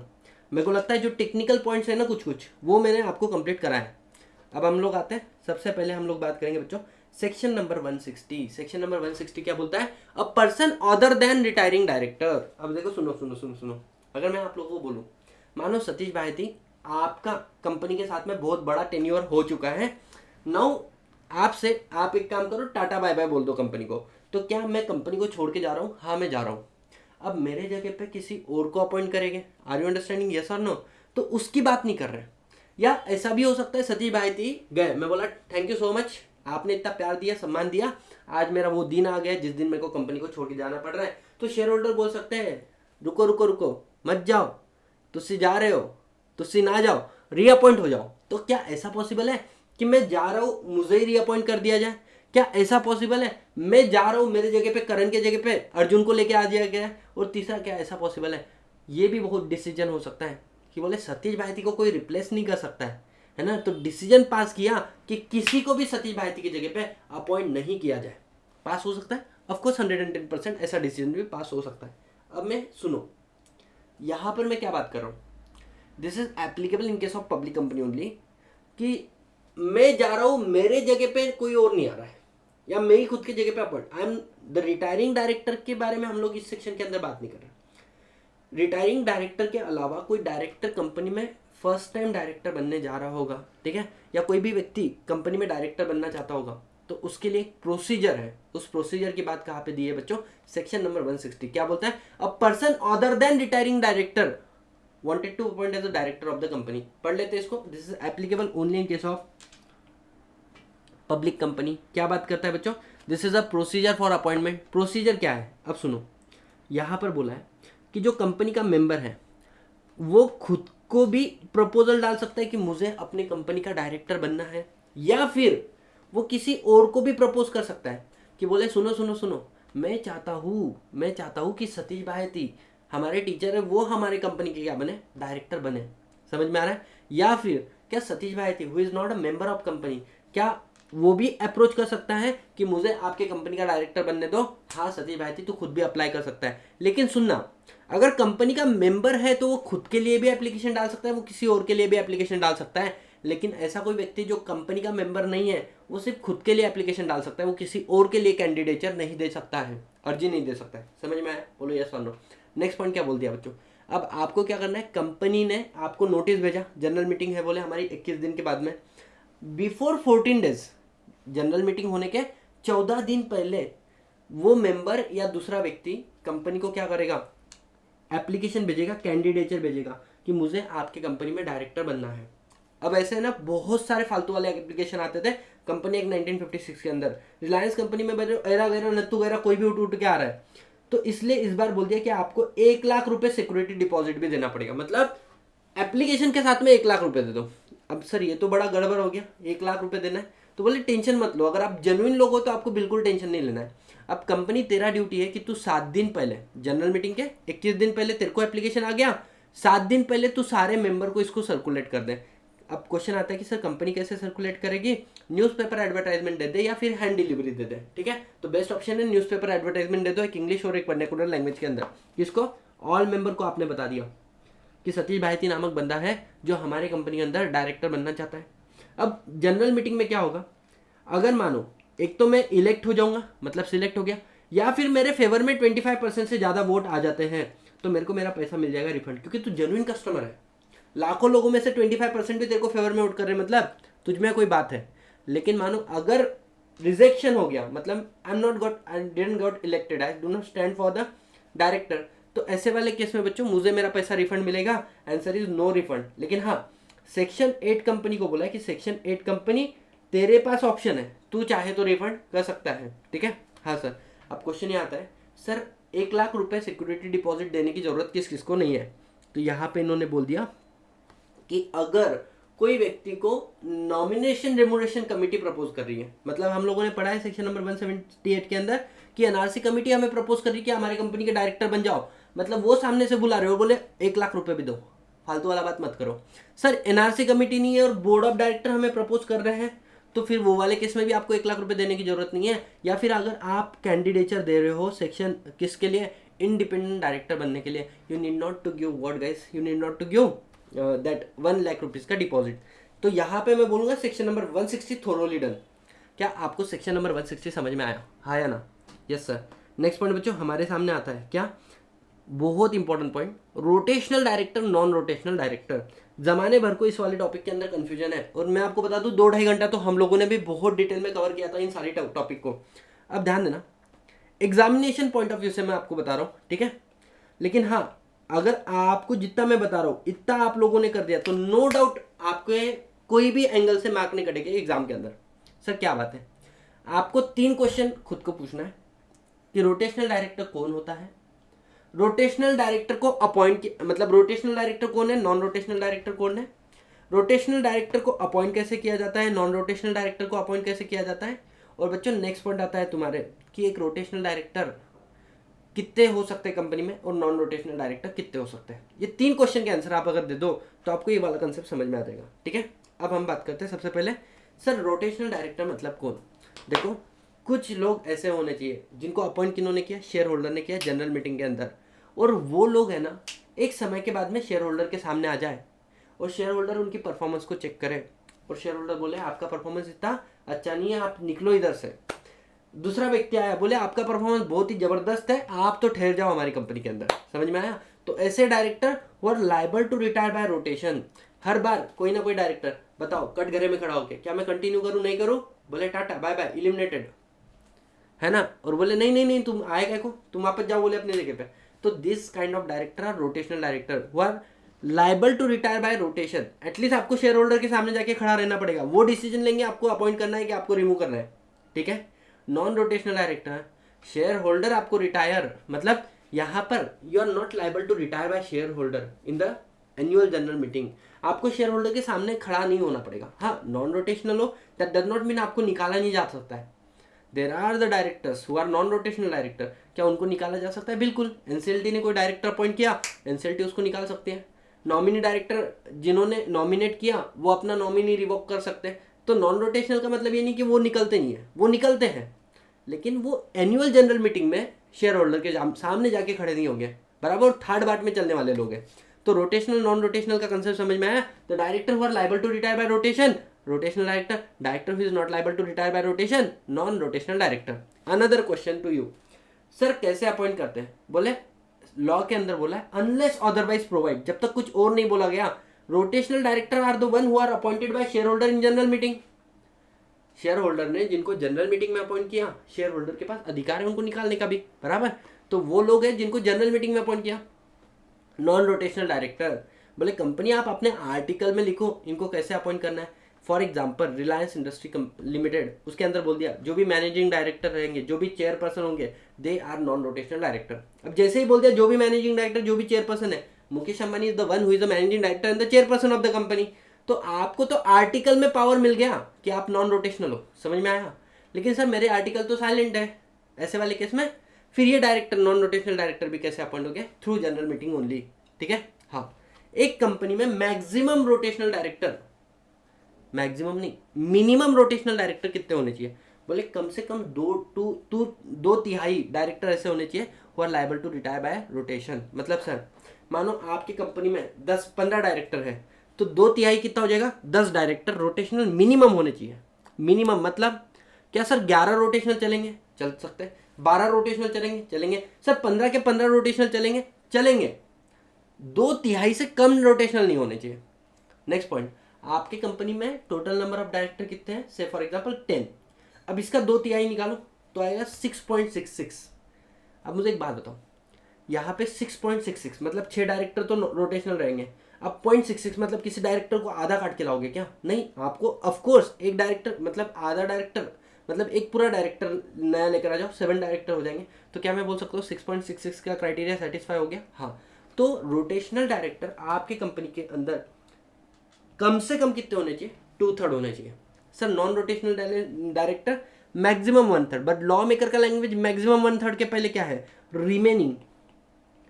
Sir remaining मतलब क्या? वेरी सिंपल, अगर मानो आपने 15 डायरेक्टर में से 14 डायरेक्टर क्या रख दिए? रोटेशनल रख दिए। अब वहां पे क्या 1/3 हो गए क्या नॉन रोटेशनल? नहीं ना। तो यहाँ पे क्या बोल रहे? Remaining director non rotational director. I hope you understand this concept. और सर क्योंकि कम से कम 2/3 हमारे रोटेशनल रहेंगे तो मैक्सिमम नॉन रोटेशनल कितने रह सकते हैं? 1/3 रह सकते हैं, उससे ज्यादा नहीं रह सकते। ठीक है। अब क्वेश्चन ये आता है सर जो रोटेशनल नॉन रोटेशनल डायरेक्टर है, it is the concept which is come during the annual general meeting. मतलब अगर मानो बच्चों सतीश भाई थी कि रिलायंस कंपनी का रोटेशनल डायरेक्टर हो तो मेरे पास आओ और मेरे को पूछो सतीश सर आप कंपनी के rotational director non rotational director हो, बेटा मैं एक लगा के दूंगा तुम लोगों को। मैंने कहा क्या फालतू वाली बात है, रोटेशनल बोल के मेरी इज्जत निकाल रहा है क्या? शेयर होल्डर चाहे तो मेरे को निकाल सकते हैं, ऐसा बोल रहा है क्या? मैंने बोला सुनना, एनुअल जनरल मीटिंग में मैटर आता है कि आप रोटेशनल हो या नॉन रोटेशनल हो, otherwise you are a director, otherwise you guys are director. तो यहाँ पर क्या बोल दिया? Rotational and non rotational the concept use in the annual general meeting only. ठीक है। टोटल नंबर ऑफ डायरेक्टर 15, जिसमें से मिनिमम कितने होने चाहिए आपके? 2/3 क्या होना चाहिए? रोटेशनल डायरेक्टर होने चाहिए। तो 10, इसका 15 का 2/3 10 is a minimum rotational director, और रिमेनिंग डायरेक्टर आपके हो गए नॉन रोटेशनल। अब सुनना, इसके बाद में 10 का 1/3 director is liable to retire at annual general meeting. अब बच्चों सुनो, मैं यहाँ पे एक काम कर देता हूँ आप लोगों को कि हमारे 10 डायरेक्टर मतलब एक डायरेक्टर बच्चों समझ लो कैसे पकड़ लोगे आप? ABCDEFGHIJ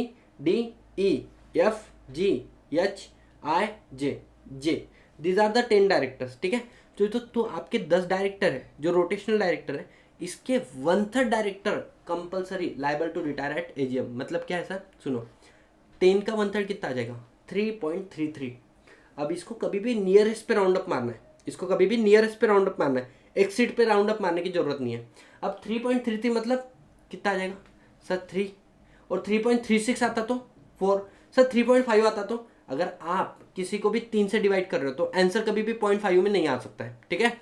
अब ऐसे वाले क्वेश्चन में समझ के चलते हैं हम लोग। मानो 10 डायरेक्टर में से सबसे पहले ABC ये लोग जाके खड़े हो जाएंगे एनुअल जनरल मीटिंग में। ठीक है। ये बोलेंगे, अब हमने क्या किया? ABC को मानो फिर से रीअपॉइंट कर लिया, फिर नेक्स्ट टाइम में ABC नहीं आएंगे, अब DEF आगे वाले मतलब 4, 5, 6 नंबर वाले डायरेक्टर आ गए। नेक्स्ट टाइम में बच्चों GHI मतलब 7, 8, 9 वाले। और अब इस बार जब आपकी 4th AGM होगी तो J मतलब 10 नंबर का डायरेक्टर, और फिर से 1st और 2nd नंबर का डायरेक्टर सामने आ जाएगा। समझ में आ रहा है? तो इनका कंसेप्ट क्या है कि ये रोटेशनल बेसिस के ऊपर क्या हो गया? शेयर होल्डर के सामने आएंगे और पूछेंगे बताओ हम लोग कंटिन्यू करें या हम डिसकंटिन्यू करें। तो एनुअल जनरल मीटिंग में एक तो इनको रीअपॉइंट कर देंगे या इनके जगह पे किसी और को अपॉइंट कर देंगे, या फिर हम लोग ये डिसीजन ले लेंगे कि हमें किसी को अपॉइंट ही नहीं करना है। वेरी इजी, बोलो यस और no? Yes sir. Next point आपके सामने आता है कि सर ये बताओ ये कौन से डायरेक्टर जो सबसे पहले कुर्बान होने के लिए रेडी है? तो हमने बोल दिया the one who is the longest in office, जो ज्यादा पुराना है सबसे पहले वो लायबल है। सेकंड पॉइंट कि सर अगर 2 लोगों की अपॉइंटमेंट सेम डे हुई है, मानो यहाँ पे ABC है ना, 4 लोगों की अपॉइंटमेंट सेम डे हुई है ABCD, अब कौन से 3 लोगों को भेजना है? तो ऐसे वाले केस में बोले they will decide mutually, agreement करेंगे एक दूसरे के साथ में कि कौन से 3 पहले कुर्बान होने के लिए रेडी है। लेकिन सर अगर वो एग्रीमेंट भी नहीं करते हैं, तो फिर लॉटरी सिस्टम से हम लोग क्या करेंगे? 3 चिट्ठियां उठाएंगे और देखेंगे कौन लायबल है। Very easy, yes sir. Next point आता है बच्चों आपका कि मानो एनुअल जनरल मीटिंग हुई, अब डिसीजन लेना था ए बी सी को अपॉइंट करें, रीअपॉइंट करें, मतलब रीअपॉइंट करें या किसी और को अपॉइंट करें, या हम लोग क्या करें, हम लोग किसी को भी अपॉइंट नहीं करें। मानो ए को बोला हमने जाने नहीं देंगे तुझे, है ना, देंगे नहीं जाने तुझे। बी को भी बोल दिया जाने नहीं देंगे तुझे, देंगे नहीं जाने तुझे। सी के लिए हम तो डिसीजन ले ही नहीं पाए, सी के लिए हम लोग डिसीजन ले ही नहीं पाए और कंफ्यूजन स्टेट में थे। और बच्चों ऐसे वाले केस में हमारी मीटिंग का समय हो गया समाप्त, तो मीटिंग क्या हो जाएगी, एडजर्न हो जाएगी। कहाँ पर, next week same day same time, ठीक है। प्रोवाइडेड वो दिन नेशनल हॉलीडे नहीं होना चाहिए, प्रोवाइडेड वो दिन पब्लिक हॉलीडे नहीं होना चाहिए। तो if the matter is not decided, इन तीनों में से कुछ भी डिसीजन नहीं ले पाए, adjourn meeting, that is not national holiday and the public holiday.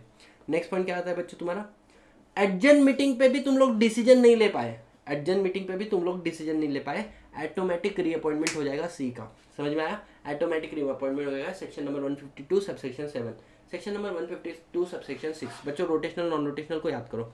Rotational director liable to retire by rotation, general meeting में अपॉइंट होते हैं, मैक्सिमम मिनिमम 2/3 रहेंगे। Non rotational non liable to retire by rotation article के हिसाब से appoint होते हैं, article silent है तो ये भी जनरल मीटिंग में अपॉइंट हो गए, मैक्सिमम 1/3 हो गए। अब इसके बाद में क्वेश्चन आता है सर रोटेशनल डायरेक्टर मिनिमम 2/3 है ना, उसका 1/3 liable to retire at a annual general meeting.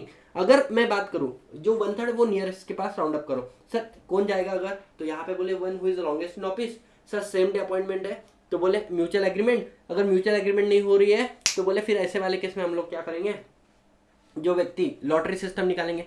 Next point आता है सर एजीएम में क्या होगा, उन्हीं को रीअपॉइंट किया जाएगा या उनकी जगह पे किसी और को अपॉइंट किया जाएगा, या फिर बच्चों हम लोग क्या बोलेंगे डिसीजन लेंगे किसी को अपॉइंट नहीं करना है। तो ये क्वेश्चन कहाँ पे, ये सेक्शन कहाँ पे आ जाता है बच्चों, 152 सबसेक्शन 6। 152 सबसेक्शन 7 बोलता है ऑटोमेटिक रीअपॉइंटमेंट। अगर आप इनमें से कोई भी डिसीजन नहीं ले पाए तो ऐसे वाले केस में क्या हो जाएगा sir, meeting adjourn. Adjourn meeting पे भी तुम लोग डिसीजन नहीं ले पाए तो ऑटोमेटिक रीअपॉइंटमेंट हो जाएगा उस व्यक्ति का। अब ऑटोमेटिक रीअपॉइंटमेंट होना पॉसिबल नहीं है, कुछ 5 केसेस है। पहली बात बच्चों, मानो आपने जनरल मीटिंग में मेरा रिजोल्यूशन डाला था और मेंबर ने बोला हाँ ये नहीं चाहिए हमें, ये नहीं चाहिए हमें, तो resolution lost in general meeting can not be get automatically reappointed. दूसरा, I am giving unwillingness, unwillingness मैं क्यों दे रहा हूँ, सुनो मेरी बात यार, एक बात मुझे बताओ, अपॉइंट करना था तो तुमने ए और बी को तो अपॉइंट कर लिया था ना सेम मीटिंग के अंदर, सी बोलता है मेरे को क्यों अपॉइंट नहीं किया, और आई डोंट वांट दैट उपकार वाला ऑटोमेटिक रीअपॉइंटमेंट। क्यों, क्योंकि हम डिसीजन नहीं ले पाए इसलिए तू हमारे पास आ गया दहेज में, मैंने unwillingness. If you wanted to appoint me सही तरीके से अपॉइंट करो, अदरवाइज अपॉइंट ही मत करो। I am giving my unwillingness not to appointed as a director, तो अगर मैंने मेरी अनविलिंगनेस दे दी डायरेक्टर ने तो फिर उसका ऑटोमेटिक रीअपॉइंटमेंट नहीं होगा, या मैं 164 के अंदर डिस्क्वालीफाइड हो गया हूँ तो मेरा अपॉइंटमेंट नहीं हो जाएगा, ठीक है। या फिर 162 इज एप्लीकेबल। बच्चों ऐसा हुआ मेरे साथ में दो, मतलब मेरा और किसी और का प्रपोजल साथ में डाला था, नहीं नहीं नहीं बोले तेरे आने के चक्कर में वो भी अंदर आ जाएगा, ये वाला केस एप्लीकेबल नहीं है। और ये वाला बात है जो लॉ मेकर ने फालतू वाला बात किया है, मतलब सर कि बोले अगर उनके अपॉइंटमेंट के लिए ऑर्डिनरी या स्पेशल रिजोल्यूशन लग रहा है, फालतू वाला बात। क्यों, क्योंकि यार कोई भी डायरेक्टर बिना रिजोल्यूशन के अंदर आ ही नहीं सकता है, तो इस वाली प्रोविजन को मतलब फालतू वाला बात है, मतलब it is not relevant, it is not useful at all. तो ये वाले बात आपको याद है, बोलो हाँ है ना।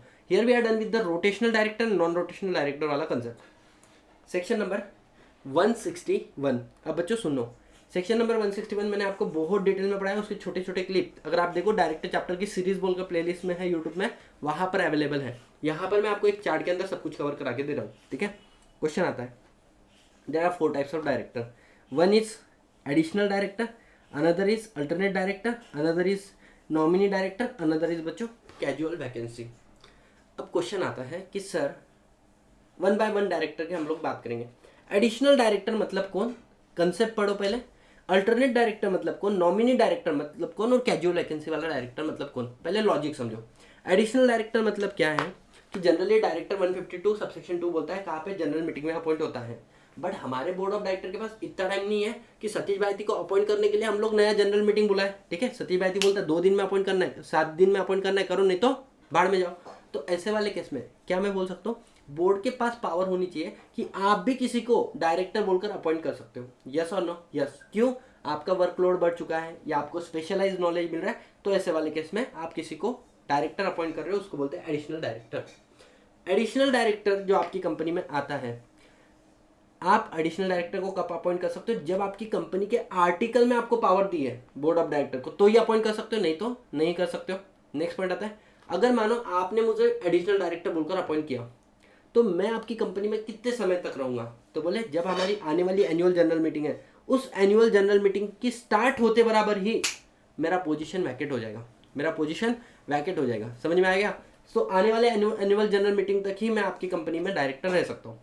नेक्स्ट पॉइंट आपके सामने ये आता है कि सर एक बात बताओ, क्या हम आपको आने वाले अगर हमारी कंपनी की एनुअल जनरल मीटिंग हुई नहीं तो फिर बोले जिस दिन एनुअल जनरल मीटिंग होनी चाहिए थी, जो लास्ट ड्यू डेट है, उस दिन आपका पोजीशन क्या हो जाएगा? वैकेट हो जाएगा। Very easy. हाँ, क्या कंपनी एडिशनल डायरेक्टर का गलत इस्तेमाल कर सकती है? मतलब सर मेरी शक्तियों का बुरा इस्तेमाल हो रहा है? वैसे नहीं।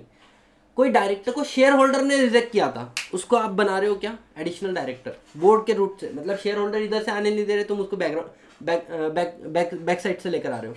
This is not acceptable. The one who is rejected as a director in the general meeting can not become additional director through board resolution. I hope you understand. ठीक है, तो this is the concept of additional director. Next point क्या है? Additional director के बाद में आता है तुम्हारा अल्टरनेट डायरेक्टर। अगर कोई डायरेक्टर तुम्हारा इंडिया के बाहर जा रहा है, आई एम सेइंग इंडिया के बाहर जा रहा है for a period more than 3 month, तो ऐसे वाले केस में उसके बिहाफ में, ऑन हिज बिहाफ, एक डायरेक्टर को हम लोग यहाँ पर चाहे तो बोर्ड अपॉइंट कर सकते हैं, जिसको हम बोलते हैं अल्टरनेट डायरेक्टर। ये क्या करेगा कि एडिशनल ओरिजिनल डायरेक्टर नहीं है ना, तो ये आएगा कंपनी की जनरल मीटिंग में, ये जनरल बोर्ड मीटिंग में ये बैठेगा, ये उसके बिहाफ में वोट करेगा। अब मुझे एक बात बताओ, क्या ये एजेंट है? Answer is no. क्यों? क्योंकि जो डायरेक्टर गया ना, उसने अपॉइंट नहीं किया है, he is not a proxy. जो एग्जिस्टिंग डायरेक्टर, रिमेनिंग डायरेक्टर, उन्होंने इसको अपॉइंट किया है for a replacement purpose. Okay sir, समझ में आ गया। सर इसका टेन्योर क्या है? जैसे ही आपका ओरिजिनल डायरेक्टर इंडिया में आ गया, ये बाहर। ठीक है। दूसरा, ओरिजिनल डायरेक्टर का टेन्योर खत्म हो गया, वो इंडिया के बाहर गया था, उसका रेजिग्नेशन, मतलब उधर से उसने रेजिग्नेशन लेटर भेज दिया। द मोमेंट उसने रेजिग्नेशन लेटर भेज दिया, इधर का डायरेक्टर चल छोड़। समझ में आया? This is the concept of alternate director. Nominee director, nominee director, यहाँ पे 2 बातें याद रखो कि मानो आपने किसी बैंक से, किसी फाइनेंशियल इंस्टीट्यूशन से लोन लिया है, तो वो चाहते कि आपकी कंपनी के अंदर हम हमारा एक बंदे को, रिप्रेजेंट करने वाले बंदे को खड़ा करें। ठीक है, तो that person is nominee director. दूसरा, अगर आपकी कंपनी के अंदर सेंट्रल गवर्नमेंट, स्टेट गवर्नमेंट की शेयर होल्डिंग और आपकी कंपनी गवर्नमेंट कंपनी है, तो जो सेंट्रल गवर्नमेंट, स्टेट गवर्नमेंट है, वो चाहते कि हमारे बिहाफ में यहाँ पर एक डायरेक्टर बैठे, उस बंदे को हम लोग बोलेंगे नॉमिनी डायरेक्टर। ठीक है, यस सर। अब ये नॉमिनी डायरेक्टर जो कंसेप्ट है, this is what, a someone nominated. फिर हमारे बोर्ड ऑफ डायरेक्टर क्या देख रहे हैं, आर्टिकल में इससे रिलेटेड क्या प्रोविजन, उसको अपॉइंट कर रहे हैं हमारे board of director. This is concept of nominee director. ठीक है, and the last point is casual vacancy. Casual vacancy क्या बोलता है? अगर कोई डायरेक्टर जनरल मीटिंग में अपॉइंट हुआ था, सुनना, कोई डायरेक्टर जनरल मीटिंग में अपॉइंट हुआ था और उसकी इंटरमीडिएट वैकेंसी हो जाती, मतलब सर बोलने का मतलब वो डिस्क्वालीफाइड हो चुका है या उसका डेथ हो चुका है, तो उसके जगह पे हम नया डायरेक्टर अपॉइंट कर रहे हैं, क्योंकि ये तो चले गए ना, उसके जगह पे नया डायरेक्टर अपॉइंट कर रहे हैं, उसकी वैकेंसी को फिलअप कर रहे हैं, तो उसको बोलते हैं कैजुअल वैकेंसी। ठीक है, अब ये जो कैजुअल वैकेंसी वाला डायरेक्टर आता है, सर इसका टेन्योर कितना होता है? जो डायरेक्टर गया, अगर वो 3 साल के लिए अपॉइंटेड था, तो कैजुअल वैकेंसी डायरेक्टर जब तक उसका ओरिजिनल टेन्योर है, तब तक वो आपकी कंपनी में डायरेक्टर बना रहेगा। इसलिए जिसको आप कैजुअल वैकेंसी का director, board of director appoint करते हैं ना, बाद में उसके बाद में जो भी इमीडिएट नेक्स्ट जनरल मीटिंग होगी, वहां से शेयर होल्डर उसको अप्रूवल देते हैं। ठीक है जी, यस सर। आपको कंसेप्ट तो समझ में आ गया, what is additional, what is alternate, what is nominee director, what is casual vacancy director. एक बार इसको गो थ्रू कर लेते हैं। सबसे पहली बात, एप्लीकेबल टू ऑल कंपनी। ठीक है, नेक्स्ट, बोर्ड ऑफ डायरेक्टर, आपके पास पावर है इन डायरेक्टर को अपॉइंट करने की। नेक्स्ट पॉइंट बच्चों, एडिशनल का ए, अल्टरनेट का ए, दोनों भी केस में आर्टिकल में पावर होनी चाहिए। सेकंड पॉइंट, आर्टिकल में पावर नहीं है तो आप एडिशनल डायरेक्टर अपॉइंट नहीं कर सकते हो। सर आर्टिकल में पावर नहीं है तो क्या मैं अल्टरनेट डायरेक्टर अपॉइंट कर सकता हूँ? कर सकते हो, बट उसके लिए ऑर्डिनरी रिजोल्यूशन पास करके लेना जनरल मीटिंग में, not for appointment. Authorising director to appoint alternate director, मतलब जनरल मीटिंग में अल्टरनेट डायरेक्टर अपॉइंट करने का पावर नहीं है। General meeting ordinary resolution pass करके बोर्ड ऑफ डायरेक्टर को पावर दे रहे कि आप अल्टरनेट डायरेक्टर अपॉइंट करो। ठीक है जी, हाँ सर। नेक्स्ट पॉइंट आपके सामने क्या आता है कि सर नॉमिनी डायरेक्टर, आर्टिकल में पावर होना जरूरी नहीं है, आर्टिकल में कुछ कंडीशन होगा तो उस कंडीशन को देख लेना। कैजुअल वैकेंसी डायरेक्टर, आर्टिकल में पावर होना जरूरी नहीं, कुछ कंडीशन होगा तो उस कंडीशन को देख लेना। नेक्स्ट पॉइंट आता है बच्चों प्रोहिबिशन, कौन कौन एडिशनल डायरेक्टर नहीं बन सकता है। जो व्यक्ति रिजेक्ट हो चुका है एनुअल जनरल मतलब किसी भी जनरल मीटिंग में, वो एडिशनल डायरेक्टर नहीं बन सकता है। नेक्स्ट पॉइंट आता है बच्चों अल्टरनेट डायरेक्टर कौन नहीं बन सकता है। सुनो, किसी कंपनी में एक व्यक्ति चले गया बाहर 3 महीने के लिए, मैं हो गया उसका अल्टरनेट डायरेक्टर, और दूसरा व्यक्ति उस कंपनी में बाहर जा रहा है, तो alternate director can not become alternate director of any other director in the same company. एक कंपनी के अंदर आप मल्टीपल लोगों के अल्टरनेट डायरेक्टर नहीं हो सकते, समझ में आया। और एक कंपनी का डायरेक्टर उस कंपनी के अंदर अल्टरनेट डायरेक्टर नहीं हो सकता है। मतलब क्या है, a director can not become a alternate director in the same company, और alternate director can not become alternate director for any other director in the same company. ठीक है, next point, there is no prohibition with respect of nominee director, है ना। Yes sir. और casual vacancy की अगर मैं आपको बात करूं, जनरल मीटिंग में अपॉइंट हुए वाले डायरेक्टर के वैकेंसी को कैजुअल वैकेंसी बोला जाता है। Sir first director not appointed in general meeting, additional director board of director ने अपॉइंट किया, alternate director, nominee director, casual vacancy director. तो ये जो डायरेक्टर है जिसको जनरल मीटिंग में अपॉइंट नहीं किया, अगर इनका डेथ हो जाता है तो इनके वैकेंसी को हम लोग कैजुअल वैकेंसी बोलकर फिल नहीं कर सकते। ठीक है जी। नेक्स्ट पॉइंट, सबसे इंपॉर्टेंट बात बच्चों सुनना, इसके ऊपर एग्जाम में बाकायदा क्वेश्चन आ चुका है। क्या बोल रहा है कि ये वाले पॉइंट के ऊपर कि आप किस तरीके से डिसीजन ले सकते हो। बोर्ड ऑफ डायरेक्टर आप बोर्ड मीटिंग में बैठकर डिसीजन ले सकते हो या रिजोल्यूशन सर्कुलेशन के थ्रू डिसीजन ले सकते हो। ऐसे ही आप एडिशनल डायरेक्टर का, ऐसे ही अल्टरनेट डायरेक्टर का, ऐसे ही बच्चों नॉमिनी डायरेक्टर का। लेकिन कैजुअल वैकेंसी आपको कंपलसरी फाइल करनी है, कैसे, बोर्ड मीटिंग के अंदर। ठीक है जी, ये बात याद रखना, रिजोल्यूशन बाय सर्कुलेशन नहीं चलता है। उसके बाद में नेक्स्ट पॉइंट आता है इवेंट। एडिशनल डायरेक्टर के लिए कोई इवेंट चाहिए नहीं, कभी भी अपॉइंट कर लो। अल्टरनेट डायरेक्टर, आपका ओरिजिनल डायरेक्टर इंडिया के बाहर चले गया 3 महीने से ज़्यादा, ठीक है। एग्जिस्टिंग क्या बोलते हैं नॉमिनी डायरेक्टर, तो कोई ऑर्गेनाइजेशन है जो आपको फाइनेंस वगैरह असिस्टेंट दे रही है तो वो अपॉइंट करेगी, या गवर्नमेंट ने आपके कंपनी के अंदर होल्डिंग रखी है तो आपकी कंपनी गवर्नमेंट कंपनी बन गई, इसलिए वो अपॉइंट कर रहे हैं। ठीक है, नेक्स्ट पॉइंट आता है बच्चों आपका कैजुअल वैकेंसी। इवेंट क्या है, ओरिजिनल डायरेक्टर जो जनरल मीटिंग में अपॉइंट हुआ उसका डेथ हो जाता है, तो उसके वजह से जो वैकेंसी, और उसका डेथ कब होता है, बिफोर द टेन्योर, मतलब जो उसका समय था उसके पहले उसका डेथ हो गया कुछ भी कारणवश, तो उसको हम लोग बोलते हैं कैजुअल वैकेंसी। ठीक है, नेक्स्ट पॉइंट आता है बच्चों सुनो, सब्सिक्वेंट अप्रूवल इन जनरल मीटिंग चाहिए होता है सिर्फ और सिर्फ कैजुअल वैकेंसी में, मैंने आपको बता दिया। एंड द लास्ट पॉइंट बच्चों टेन्योर, इसका टेन्योर है एनुअल जनरल मीटिंग, और अगर एनुअल जनरल मीटिंग नहीं होती तो लास्ट डेट जिस पे एनुअल जनरल मीटिंग होनी चाहिए। The most important thing, original director alternate director जब तक ओरिजिनल डायरेक्टर का टेन्योर है तब तक, और सेकंड पॉइंट क्या बोल दिया कि जब ओरिजिनल डायरेक्टर इंडिया में आ गया अपनी पोजीशन को वैकेट कर दे। नेक्स्ट पॉइंट बच्चों लोन रिपे। लोन रिपे का मतलब क्या है सर, सुनो, हमने नॉमिनी डायरेक्टर अपॉइंट किया था फाइनेंशियल इंस्टीट्यूट के बोलने पे, फाइनेंशियल इंस्टीट्यूट का लोन रिपे कर दिया, चल बाहर निकल, ठीक है। या फाइनेंशियल इंस्टीट्यूट ही रिवोकेशन कर लेती है जिनको उसने नॉमिनेट किया, तो वो हट जाएगा, ठीक है। लास्ट पॉइंट आता है, इसलिए इसके टेन्योर के बारे में देखना, मैंने ऊपर बात नहीं की थी। नेक्स्ट पॉइंट आता है बच्चों कैजुअल वैकेंसी वाला डायरेक्टर, आपका टेन्योर कितना होगा, तो बोले अनसर्व पीरियड। अनसर्व पीरियड मतलब ओरिजिनल डायरेक्टर 3 साल के लिए अपॉइंट किया था, आधे साल के बाद में 6 महीने के बाद में टपक गया, और फिर कैजुअल वैकेंसी वाला डायरेक्टर जो आपने अपॉइंट किया, तो बच्चों उसका समय कितना हो जाएगा, 2.5 साल। समझ में आ रहा है, बोलो हाँ ना, यस, अनसर्व पीरियड। नेक्स्ट पॉइंट आता है बच्चों सुनो, अब ये बहुत इंपॉर्टेंट है क्या, और इसको मैंने क्लास के अंदर बहुत ज़्यादा डिटेल में आप लोगों को करवाया था, और इसकी वजह से हमें ज़्यादा टाइम लगा था क्लास के अंदर।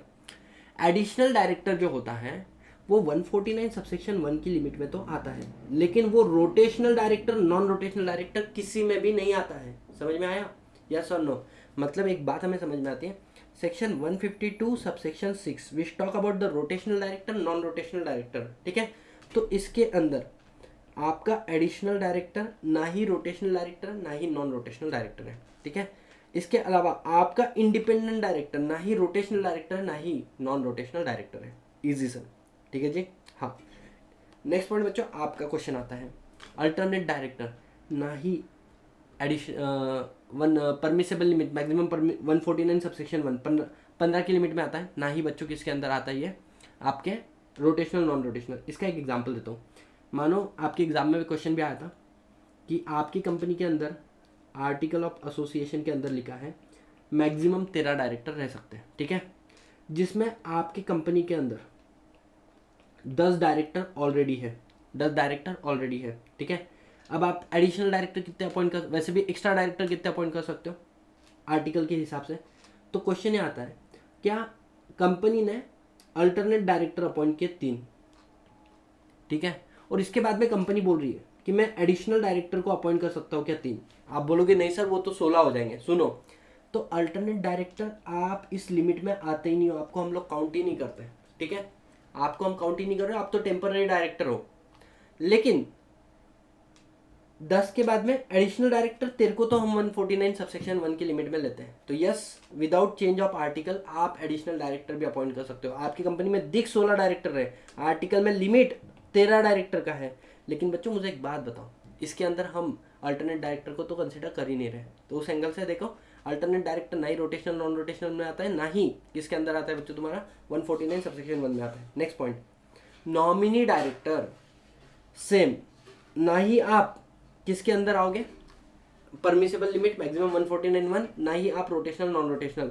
अगर आपका अपॉइंटमेंट बाय लॉ हुआ है, मतलब सर जैसे एसबीआई एक्ट है, अब एसबीआई ने आपको लोन दिया है और एसबीआई एक्ट के थ्रू आपकी कंपनी में नॉमिनी डायरेक्टर अपॉइंट किया गया है, तो बच्चों फिर ना ही वो मैक्सिमम परमिसेबल लिमिट में आता है, ना ही, मतलब आपकी कंपनी में मानो 15 डायरेक्टर है, ठीक है, और इसके बाद में एसबीआई बोलती कि हमारे 3 नॉमिनी डायरेक्टर एडिशनल अपॉइंट करने हैं। हमने बोला था 15 डायरेक्टर के ऊपर जाओगे तो स्पेशल रिजोल्यूशन पास करना पड़ता। इस वाले केस में स्पेशल रिजोल्यूशन पास किए बिना ही आपके डायरेक्टर 18 हो जाएंगे, ठीक है। हाँ, लेकिन मानो एग्रीमेंट के थ्रू अपॉइंट हुआ, मतलब आपने लोन लिया आईसीआईसीआई बैंक से, उनका अपना कोई लॉ नहीं है, ठीक है, तो वो आपको लोन एग्रीमेंट के थ्रू बोलते कि हमारा डायरेक्टर अपॉइंट करो।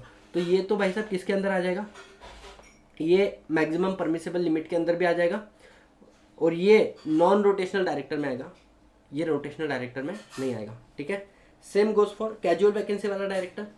अब बच्चों ध्यान दो, कैजुअल वैकेंसी में क्या है, एक डायरेक्टर डेथ हुआ, दूसरा डायरेक्टर आया, तो आप मैक्सिमम परमिसेबल लिमिट में भी आओगे और आप रोटेशनल नॉन रोटेशनल में भी आओगे। और आप रोटेशनल हो या नॉन रोटेशनल हो, डिपेंड करता है आप किसके प्लेस में। किसी रोटेशनल डायरेक्टर का डेथ हुआ और आप उसकी कैजुअल वैकेंसी को फिल कर रहे हो, तो आप रोटेशनल डायरेक्टर काउंट होगे। किसी नॉन रोटेशनल डायरेक्टर का डेथ हुआ और आप उसकी कैजुअल वैकेंसी को फिल कर रहे हो, तो आप नॉन रोटेशनल डायरेक्टर में होंगे। बच्चों आई hope you understand this concept thoroughly. मैंने जितना पॉसिबल हो सकता था ये चारों डायरेक्टर की समरी आप लोगों को यहाँ पे बना के दे दी है, ठीक है। इसके बियॉन्ड एग्जाम में कुछ आएगा सर, बिल्कुल भी नहीं आने वाला है, मैं आशा करता हूँ। बात करते हैं बच्चों वुमेन डायरेक्टर। वुमेन डायरेक्टर के बारे में क्या बोला है, सबसे पहली बात, वुमेन डायरेक्टर किसको एप्लीकेबल है, बोले एवरी लिस्टेड कंपनी आपको एप्लीकेबल है। इसके अलावा अनलिस्टेड पब्लिक कंपनी, अगर आपका paid up share capital 100 crore उससे ज़्यादा है या आपका टर्नओवर बच्चों 300 करोड़ उससे ज़्यादा है, तो आपको क्या एप्लीकेबल हो जाएगा, वुमेन डायरेक्टर एप्लीकेबल हो जाएगा। क्वेश्चन आता है सर वुमेन डायरेक्टर को कब तक अपॉइंट करना है, लॉ मेकर ने इसका आंसर नहीं दिया। क्यों, क्योंकि लॉ मेकर ने थोड़ा इलॉजिकल बात किया कि कंपनी आपकी क्राइटेरिया हिट हो जाती है तो आपके इनकॉर्पोरेशन के 6 महीने के अंदर आपको वुमेन डायरेक्टर। तो एक बात बताओ, ऐसा कैसा पॉसिबल है कि कंपनी बनेगी और उसके 100 या उससे ज़्यादा करोड़ का पेड अप शेयर कैपिटल रहेगा या टर्नओवर उसका एक महीने में 100 करोड़ से ज़्यादा हो जाएगा, ऐसा तो नहीं होने वाला है ना। तो जनरली इसका आंसर क्या होना चाहिए, सुनो, मानो कंपनी का पेड अप शेयर कैपिटल बढ़ गया, ठीक है, तो फाइनेंशियल ईयर खत्म होगा, उसके बाद में एनुअल जनरल मीटिंग में उस फाइनेंशियल क्या बोल सकते हैं स्टेटमेंट को अडॉप्ट करेंगे, ठीक है। तो ऐसे वाले केस में मैं बोलूँगा उस एनुअल जनरल मीटिंग में आप वुमेन डायरेक्टर को अपॉइंट कर लो, ठीक है। नेक्स्ट पॉइंट आता है कि सर मानो हमारी कंपनी में एक वुमेन ऑलरेडी डायरेक्टर है, उसको वुमेन डायरेक्टर बोलकर ऐसा कुछ अलग से हमने अपॉइंट नहीं किया, ठीक है, और जब वो थी तब हमें क्राइटेरिया वुमेन डायरेक्टर का एप्लीकेबल नहीं था, फिर हमारी उसके बाद में कंपनी लिस्टेड हो गई, ठीक है, अब हमारी कंपनी को कंपलसरी वुमेन डायरेक्टर चाहिए। इसका मतलब क्या अब हमें नई वुमेन डायरेक्टर को लाना पड़ेगा, answer is no. Women director is a status, it is not a appointment का प्रोसीजर, स्टेटस है, एक वुमेन डायरेक्टर होनी चाहिए, और ऑलरेडी ये तो नहीं काय को लाने का है ना, मतलब you must get Mary with a girl, but already शादी है तो बोले दूसरी शादी करूँ क्या, नहीं, यू ऑलरेडी आओ, उन्हीं के साथ में खुश हो। समझ में आया, यस सर। नेक्स्ट पॉइंट आता है बच्चों, वुमेन डायरेक्टर की वैकेंसी होती है तो फिलअप करना है 3 मंथ और next board meeting whichever is later, easy. Next concept बच्चों आपके सामने आता है रेसिडेंट डायरेक्टर।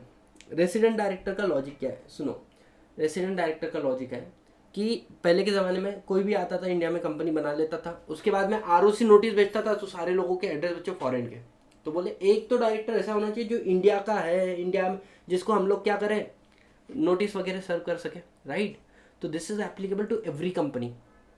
इन्होंने क्या बोल दिया, एवरी कंपनी आपके अंदर एटलीस्ट एक कौन होना चाहिए, रेसिडेंट डायरेक्टर होना चाहिए।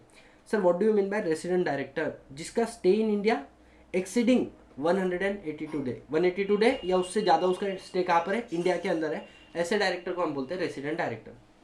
अब है ना, मेरा एक क्वेश्चन आता है, काफ़ी सारे बच्चे इस आंसर को नहीं दे पाते हैं ना, कि सर मानो आपके पास दो लोग आए फॉरेन के, एक है टॉम क्रूज और एक है बच्चों जस्टिन बीबर, और ये इंडिया में आकर आपको बोल रहे हैं कि मुझे इंडिया के अंदर कंपनी बनाना है, और ये एक भी दिन इंडिया में नहीं रहे हुए हैं, एक दिन भी इंडिया में नहीं रहे हुए हैं, not even a single day. क्या आप इनको हमारी कंपनी इंडिया के अंदर कंपनी बनाने दोगे? और ये बोलते कि इंडिया का कोई भी व्यक्ति हमको डायरेक्टर नहीं चाहिए, हम दोनों ही डायरेक्टर बनने वाले, क्या बनाना दोगे? Answer is yes. बोले सर नहीं ना, कम से कम 182 डेज का क्राइटेरिया। बच्चों this is the criteria you should check at the end of the financial year. मतलब मुझे एक बात बताओ, इन लोगों ने कंपनी बनाई ऑन 31st ऑफ दिसंबर 22 को इन्होंने कंपनी बनाई, ठीक है। इनका फाइनेंशियल ईयर कब खत्म होने वाला है? 31st of March 23। अब मुझे एक बात बता, या मानो इनकी कंपनी बनी 1st ऑफ जनवरी 23, तो इनका financial year next year complete होता है 31st ऑफ मार्च 24। समझ में आ रहा है? बोलो हाँ है ना। नॉर्मली मैंने बोला एक साल के अंदर आपने 182 डेज इंडिया में रहना चाहिए, ठीक है जी। हाँ, अब क्वेश्चन ये आता है आपके सामने, एक साल के लिए 182 डेज। अब इनकी कंपनी को समय कितना हुआ? 3 महीने हुआ है, सिर्फ 3 महीने हुआ है। समझ में आ रहा है? तो at the end of financial year आपको क्या करना पड़ेगा? 182 days multiply by 3 month divided by 12 month. 12 महीने के लिए 182 डेज का क्राइटेरिया है ना, तो 3 महीने के लिए कितना है? तो वहाँ पर आंसर आ जाएगा बच्चों आपका 45 डेज। 45 डेज। तो कंडीशन है कि भाई टॉम क्रूज या जस्टिन बीबर तुम लोग एक काम कर लेना, इन आने वाले 3 महीने के अंदर कम से कम 45 दिन इंडिया में रह लेना। चाहे आप 5 मतलब कैसे रहो पहले 10 दिन रहो, फिर गैप ले लो, फिर 10 दिन रहो, और बाद में गैप ले लो, 15 दिन रहो, कैसे भी रहो। समझ में आया? तो at the end of the financial year इस क्राइटेरिया को चेक करते हैं, at the time of commencement check नहीं करते हैं, ठीक है। हाँ सर, अगर 1 जनवरी को बना, अब यहाँ पर देखो 182 days multiply by 15 month divided by 12 month, तो यहाँ पर फर्स्ट ईयर के लिए आपका जो नंबर ऑफ डेज रहेंगे वो ज़्यादा हो जाएंगे। सर कितने हो जाएंगे? 182 days plus 45 227 days first year में इनको निकालना है। तो बोलने का मतलब क्या है सर? बड़ा सिंपल है, आपको ड्यूरिंग द फाइनेंशियल ईयर देखना है, कमेंसमेंट ऑफ द ईयर नहीं देखना है, ठीक है। यानी अगर कोई न्यूली इनकॉर्पोरेट कंपनी, तो फर्स्ट ईयर में आप लोगों ने प्रोपोर्शनेट बेसिस पे देखना है किसको? रेसिडेंट डायरेक्टर को। सर नॉट अपॉइंटमेंट, सुनना, resident director is not a like कि आपको अपॉइंट करना है कोई रेसिडेंट डायरेक्टर है बोलकर। जो भी डायरेक्टर है उनमें से एटलीस्ट एक डायरेक्टर रेसिडेंस का स्टेटस मेंटेन कर ले, check at the close of financial year. क्या आपको मैं बोल सकता हूँ बच्चों, you guys are clear with the concept of resident director? बोलो हाँ या ना? Yes sir. नेक्स्ट पॉइंट आता है बच्चों आपके सामने, small share holder director, additional director we are done. और देखो क्लास में तो बहुत भयंकर लेवल पे एनालिसिस था, है ना। अगर आप देखो तो 25-26 पेजेस तो हमने सिर्फ टाइप्स ऑफ डायरेक्टर पे डाले हुए हैं। कौन से? एडिशनल डायरेक्टर वगैरह वो वाले 161। रोटेशनल नॉन रोटेशनल हो चुका है, डायरेक्टर इन कैजुअल वैकेंसी हो चुका है हम लोगों का पढ़कर, नॉमिनी डायरेक्टर हो चुका है पढ़कर, ये चार्ट मैंने करवा दिया आप लोगों को, ठीक है। चलो एक काम करते हैं, first we will do independent director, ठीक है। सर इंडिपेंडेंट डायरेक्टर बोलता क्या है? सुनो, पहली बात तो आपकी कंपनी के अंदर इंडिपेंडेंट डायरेक्टर एप्लीकेबल है या नहीं है, ये चेक करो। एप्लीकेबल किसको है? एवरी लिस्टेड कंपनी, कम से कम 1/3 एक तिहाई डायरेक्टर आपकी कंपनी में क्या होने चाहिए? इंडिपेंडेंट होने चाहिए। या फिर अनलिस्टेड पब्लिक कंपनी हो जिसका paid up share capital 10 crore उससे ज़्यादा, टर्नओवर 100 करोड़ उससे ज़्यादा, या आपकी बोरोइंग बच्चों 50 करोड़ से ज़्यादा होगी, तो मिनिमम 2 डायरेक्टर कैसे होने चाहिए? इंडिपेंडेंट होने चाहिए। अच्छा, ये 2 डायरेक्टर ज़्यादा भी हो सकते हैं अगर ऑडिट कमेटी की रिक्वायरमेंट आपकी कंपनी में ज़्यादा डायरेक्टर की है। मतलब sir audit committee section number 177 हम लोगों ने पढ़ा था, जिसके अंदर बोले थे मिनिमम 3 डायरेक्टर होने चाहिए और मेजॉरिटी क्या होनी चाहिए, इंडिपेंडेंट। मानो मेरे ऑडिट कमेटी के अंदर 10 डायरेक्टर है तो कम से कम 6 डायरेक्टर इंडिपेंडेंट होने चाहिए। और यहाँ पे लिखा है मिनिमम 2 डायरेक्टर, इस वाली क्राइटेरिया में फॉलो कर रहे हो तो बोले 6 डायरेक्टर और ऑडिट कमेटी के हिसाब से 6 डायरेक्टर और लॉ के हिसाब से 2, whichever is higher 6 director. ठीक है, यस सर। अब आगे बढ़ते बच्चों हम लोग, सबसे मेन बात कि सर किसको हम लोग इंडिपेंडेंट डायरेक्टर हमारी कंपनी में बना सकते हैं। एकदम लॉजिकली याद करो, सब बातें याद हो जाएगी। पहली बात तो कंपनी का एमडी, कंपनी का डब्ल्यूटीडी, कंपनी का नॉमिनी डायरेक्टर, आप कंपनी के अंदर इंडिपेंडेंट डायरेक्टर नहीं बन सकते, वेरी इजी। सेकंड, जिसको हम लोग इंडिपेंडेंट डायरेक्टर बना रहे हो, बोर्ड ऑफ डायरेक्टर के ओपिनियन में वो पर्सन आईईई होना चाहिए, मतलब इंटीग्रिटी वाला, ऑनेस्टी नेचर वाला होना चाहिए, विजय माल्या, नीरव मोदी जैसे नहीं होना चाहिए, एक्सपर्टाइज और एक्सपीरियंस होना चाहिए। This is depend upon the business, बराबर। एग्जाम्पल दिया था मैंने, राकेश रोशन जो है उसका एक्सपर्टाइज है और एक्सपीरियंस है बच्चों फिल्म इंडस्ट्री में, तो उस वाली कंपनियों का वो इंडिपेंडेंट डायरेक्टर बन सकता है। नेक्स्ट पॉइंट आपके सामने आता है कि सर अगर आपको किसी कंपनी का इंडिपेंडेंट डायरेक्टर बनना है तो उस कंपनी में ना ही आप प्रमोटर हो, ना ही आप कभी प्रमोटर थे, ना ही कंपनी में, ना ही होल्डिंग में, ना ही सब्सिडरी में, ना ही एसोसिएट में, और ना ही आप इन कंपनी के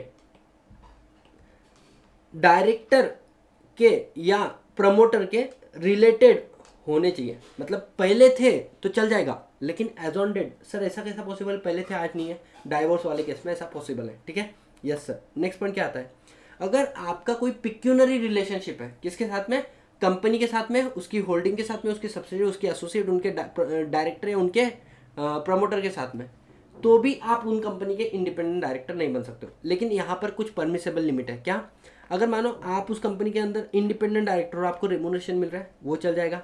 अगर आपका उन कंपनी के साथ में transaction up to 10% of your total income, 1 crore रुपए कमा रहे हो, 10 लाख तक का ट्रांजेक्शन चल जाएगा। ठीक है। तीसरा, अगर आप कंपनी का कोई ऑर्डिनरी बिजनेस है, मतलब मानो कंपनी का बिजनेस है बच्चों कोलगेट वगैरह का, ठीक है, आप उनके साथ में डील करते हो, लेकिन आप आर्म्स लेंथ बेसिस पे उनसे डील करते हो, मतलब कि जनरल पब्लिक के साथ में जैसा वो डील करते हैं वैसे ही आप लोगों के साथ में डील कर रहे हैं, आपको कोई स्पेशल फायदा नहीं मिल रहा है उनके साथ में डील करने का, तो ऐसे वाले केस में आप उस कंपनी के इंडिपेंडेंट डायरेक्टर बन सकते हो। ठीक है जी, यस सर। नेक्स्ट पॉइंट आता है, यहाँ पर कुछ चीज़ें ऐसी है, आपके रिलेटिव के वजह से आप कंपनी में इंडिपेंडेंट डायरेक्टर नहीं बन सकते हो। मतलब मेरे रिलेटिव ने कंपनी के अंदर, होल्डिंग कंपनी के अंदर, सब्सिडी कंपनी के अंदर या एसोसिएट कंपनी के अंदर उनकी सिक्योरिटी होल्ड करके रखी है, तो मैं उस कंपनी का इंडिपेंडेंट डायरेक्टर नहीं बन सकता। लेकिन एक लिमिट है, क्या, इन केस ऑफ कंपनी अलग लिमिट है और बच्चों होल्डिंग सब्सिडी एसोसिएट के लिए अलग लिमिट है।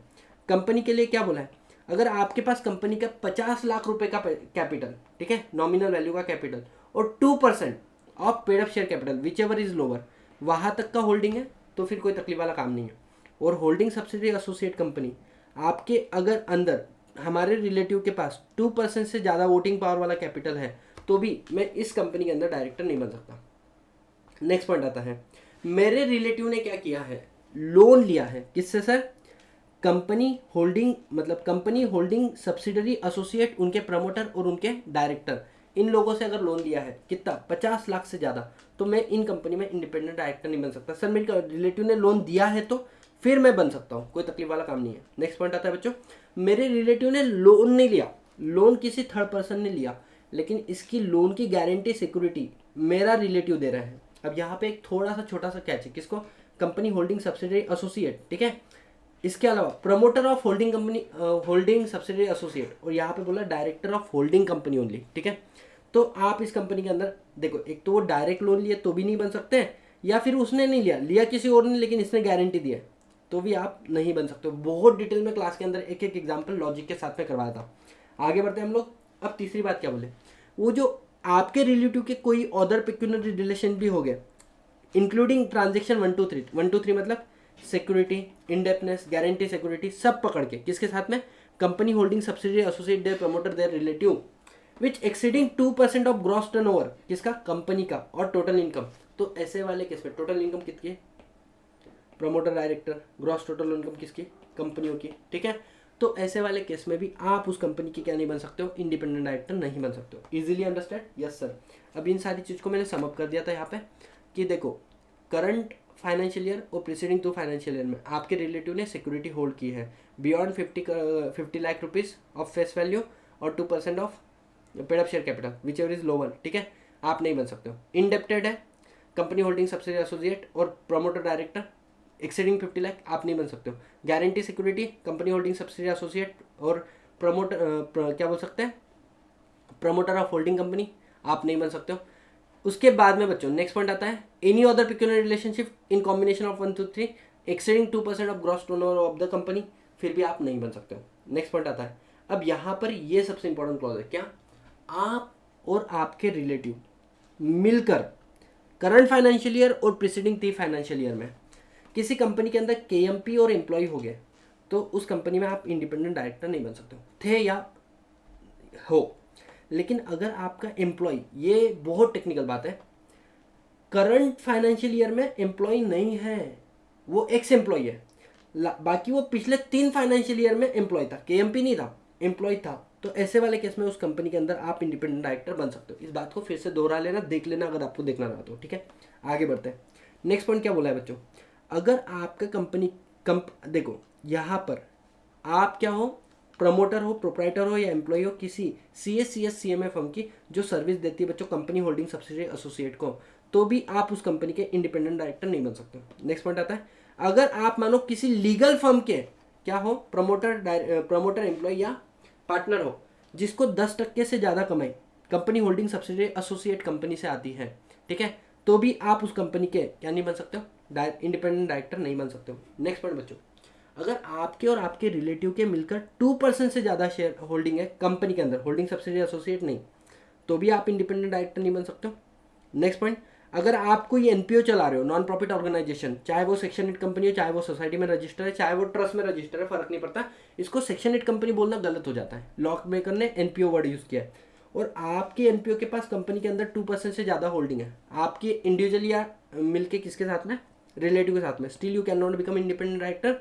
लास्ट पॉइंट बच्चों, अगर मानो आपकी एनपीओ को 25% से ज़्यादा इनकम कहाँ से आ रहा है, कंपनी होल्डिंग सब्सिडियरी एसोसिएट या फिर प्रमोटर ऑफ कंपनी और डायरेक्टर ऑफ अ कंपनी, ठीक है, तो ऐसे वाले केस में you can not become independent director.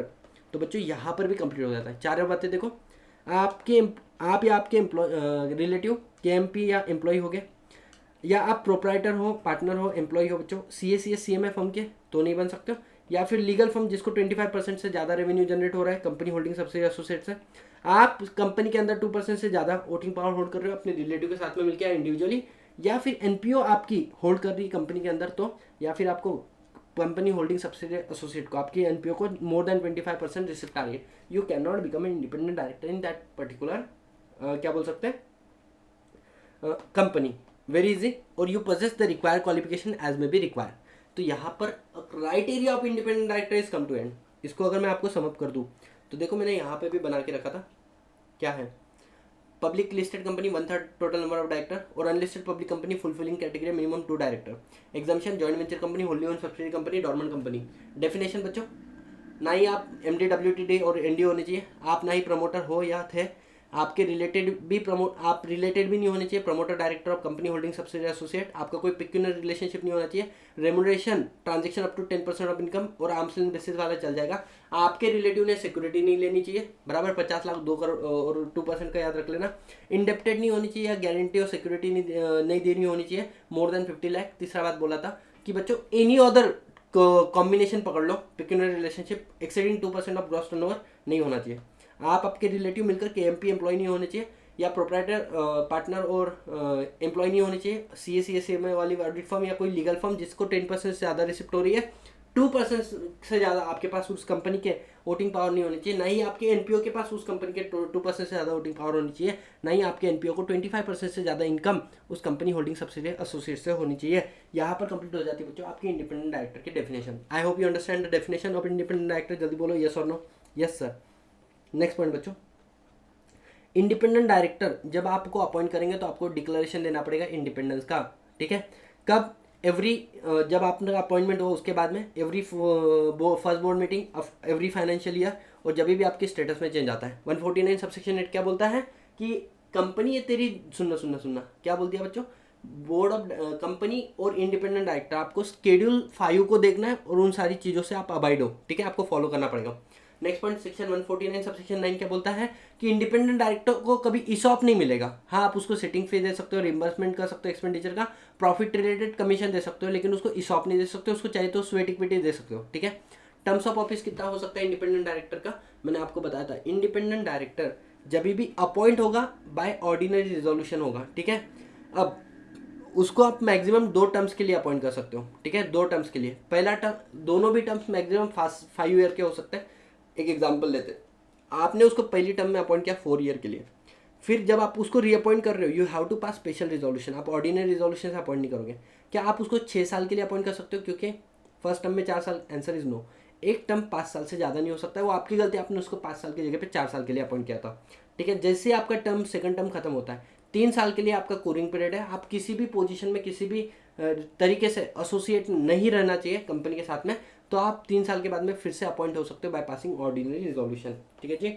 Next point, यही बात यहाँ पे लिखा है 149 में, ordinary resolution for appointment, special resolution for reappointment, ठीक है। अब एक बात ध्यान रखो, अगर आपका अपॉइंटमेंट ऑर्डिनरी रिजोल्यूशन से हुआ तो आपका रिमूवल भी ऑर्डिनरी रिजोल्यूशन से होगा। अगर आपका रीअपॉइंटमेंट स्पेशल रिजोल्यूशन से हुआ तो आपका रिमूवल भी स्पेशल रिजोल्यूशन से ही होगा। I hope you understanding guys, yes और no? Yes sir. Next point आता है बच्चों आपके सामने, क्या independent director maximum 2 consecutive terms के लिए ऑफिस होल्ड कर सकता है, 3 साल का कूलिंग पीरियड रहेगा, ठीक है। इंडिपेंडेंट डायरेक्टर और नॉन एग्जीक्यूटिव डायरेक्टर, अगर कंपनी ने कुछ काम किया तुम्हारे रहते रहते बराबर, और आप उसके अंदर निग्लिजेंट है, ठीक है, आपने उनको रोका नहीं, तो फिर तुम भी कंपनी के उन कर्मों के लिए लायबल रहोगे, ठीक है। Yes sir. और इंडिपेंडेंट डायरेक्टर, आप ना ही रोटेशनल डायरेक्टर हो ना ही नॉन रोटेशनल डायरेक्टर हो, मतलब you are part of non rotational director ऐसे बोलते हैं, ठीक है, बट ना ही एक्चुअली यू आर रोटेशनल, ना ही आप नॉन रोटेशनल। सेक्शन नंबर 150 क्या बोलता है बच्चों? सेक्शन नंबर 150 बोलता है कि सेंट्रल गवर्नमेंट ने नोटिफाई किया है बच्चों, किसको? किसी इंस्टीट्यूट को, Indian institute of the corporate affairs, बराबर मानेसर में जो है, कि आप लोग एक डेटा बैंक मेंटेन करो, है ना, जिसके अंदर हर एक व्यक्ति जिसको इंडिपेंडेंट डायरेक्टर बनना है किसी कंपनी का, या जो किसी कंपनी का इंडिपेंडेंट डायरेक्टर है, उसका डेटाबेस रहेगा, ठीक है। हाँ सर। अब कंपनी, ये तेरी जिम्मेदारी कि तू इस डेटाबेस में से खुद जाके इंडिपेंडेंट डायरेक्टर का चुनाव करे। नेक्स्ट पॉइंट आता है, सर मानो इस सतीश सर को किसी कंपनी ने अपॉइंट किया, तो क्या Satish sir before appointment application दे सकते हैं? हाँ बिल्कुल दे सकते हैं, ठीक है। वॉलेंटरी दे सकते हैं, किसी कंपनी अपॉइंट नहीं किया फिर भी मेरा नाम डाल के रख सकता हूँ, बिल्कुल डाल के रख सकता हूँ सर। जब आप एप्लीकेशन दोगे तो एक तो लाइफ टाइम के लिए दोगे, या 1 साल के लिए दोगे, या 5 साल के लिए। अगर 1 या 5 साल के लिए दे रहे हो तो जैसे टेन्योर खत्म हो जाएगा 30 डेज में उसका रिन्यूअल मार लेना। अब आपको ये बात बतानी पड़ेगी कि आपके पास सच्ची में कैपेबिलिटी है इंडिपेंडेंट डायरेक्टर बनने की, इसलिए आपको एक online self assessment proficiency test को क्लियर करना पड़ेगा। कितने साल के अंदर? विदिन 2 ईयर आपने एप्लीकेशन डाला, ठीक है सर। कितने अटेम्प्ट दे सकते हैं? अनलिमिटेड। कितना पासिंग परसेंटेज है? 50%, ठीक है। नेक्स्ट पॉइंट आता है, अब इन्होंने क्या बोला, कुछ दिग्गज लोग हैं जिनको ये टेस्ट देने की जरूरत नहीं है। अगर आपको एक्सपीरियंस है 10 साल से ज़्यादा, क्या का CA CS CMA या एडवोकेट इन प्रैक्टिस, तो आपको ये टेस्ट देने की जरूरत नहीं है। या फिर आपको एक्सपीरियंस है जॉब का, अब यहाँ पे देखो ये एक नई बात है ना, अमेंडमेंट है इसके अंदर। 3 साल का आपको एक्सपीरियंस है किसी लिस्टेड कंपनी में, डायरेक्टर या KMP का, या डायरेक्टर या KMP के बच्चों आपको अनलिस्टेड पब्लिक कंपनी में एक्सपीरियंस है जिसका paid up share capital 10 crore से ज़्यादा है, या फिर आप किसी बॉडी कॉर्पोरेट जो लिस्टेड है, कहाँ पर? किसी और देश के रिकॉग्नाइज्ड स्टॉक एक्सचेंज पे, ठीक है, अदर कंट्री में लिस्टेड है, और वो बॉडी कॉर्पोरेट जो है जिस कंट्री में लिस्टेड है वो कंट्री बच्चों FAFT की मेंबर है। FAFT मतलब बच्चों मैंने बहुत डिटेल में पढ़ाया था, सेक्शन 90 जब आप लोगों को पढ़ाया था, है ना, फाइनेंशियल एक्शन टास्क फोर्स बोल के होता है। अगर वो country financial action task force की क्या होगी बच्चों? मेंबर होगी, और उनकी जो सिक्योरिटी मार्केट रेगुलेटर जैसे हमारे SEBI है, अगर वो इंटरनेशनल क्या institute of national organisation of security commission के मेंबर हो गए, तो ऐसे वाले केस में भी अगर आपको 3 साल से ज़्यादा एक्सपीरियंस है ऐसी बॉडी कॉर्पोरेट में एज ए डायरेक्टर KMP, आपको टेस्ट देने की जरूरत नहीं है, ठीक है। और लास्ट में आप किसी बॉडी कॉर्पोरेट के क्या हो? मेंबर हो, जिनका paid up share capital $20 lakh से ज़्यादा है। यहाँ पे वर्ड मिलियन यूज़ किया, 2 मिलियन, लेकिन मैं आपको अपनी लैंग्वेज में बताऊंगा तो आपको ज़्यादा समझ में आएगा, इसलिए मैंने लिखा, ठीक है जी। इसके अलावा अगर आप मिनिस्ट्री ऑफ कॉर्पोरेट अफेयर्स, या फिर बच्चों मिनिस्ट्री ऑफ फाइनेंस, या फिर मिनिस्ट्री ऑफ कॉमर्स इंडस्ट्री वगैरह, इन सारी चीज़ों के अंदर भी एक्सपीरियंस ले बैठे हो, just hold on, I think मेरे इसमें इशू आ चुका है, नहीं चलो हो गया सॉल्व, है ना। अगर आप मिनिस्ट्री ऑफ सेंट्रल या स्टेट गवर्नमेंट के अंदर डायरेक्टर या उससे अबाउ पे स्केल पर काम कर चुके हो, तो भी ऐसे वाले केस में आपको टेस्ट नहीं देना है। या फिर आपकी जो पे स्केल है बराबर, वो SEBI के अंदर, RBI के अंदर, IRDA insurance regulatory development authority of India के अंदर बट जो जनरल चिप मैनेजर है उसके ऊपर की होगी। You need not to give the test. I hope you understand this concept. बोलो यस और no. Yes sir. Independent director thoroughly done. इसके बाद में देखो इशू आ रहा है। हाँ हाँ, अब आ रहा है small share holder director. Sir small share holder director क्या होता है, सुनना एक बात को, है ना। अगर मैं आपको बात करूँ तो सर सेक्शन, अच्छा सुनो एक काम करते हैं अपन, है ना। आज के लिए हम लोग यहीं पे इसको कंक्लूड कर लेते हैं। कल हम लोग रिमेनिंग टॉपिक कंप्लीट कर लेंगे, है ना। तो आप लोगों को भी मतलब ऐसा होना चाहिए कि चलो यारो अच्छा खासा समझ में आए। अब इन सारी चीज़ों को आप लोग पढ़ो, आने वाले लेक्चर के अंदर हम लोग बाकी का कवर कर लेंगे। ठीक है जी। यस, चलो बाय बाय, टेक केयर। कल वाला क्लास थोड़ा जल्दी रहेगा।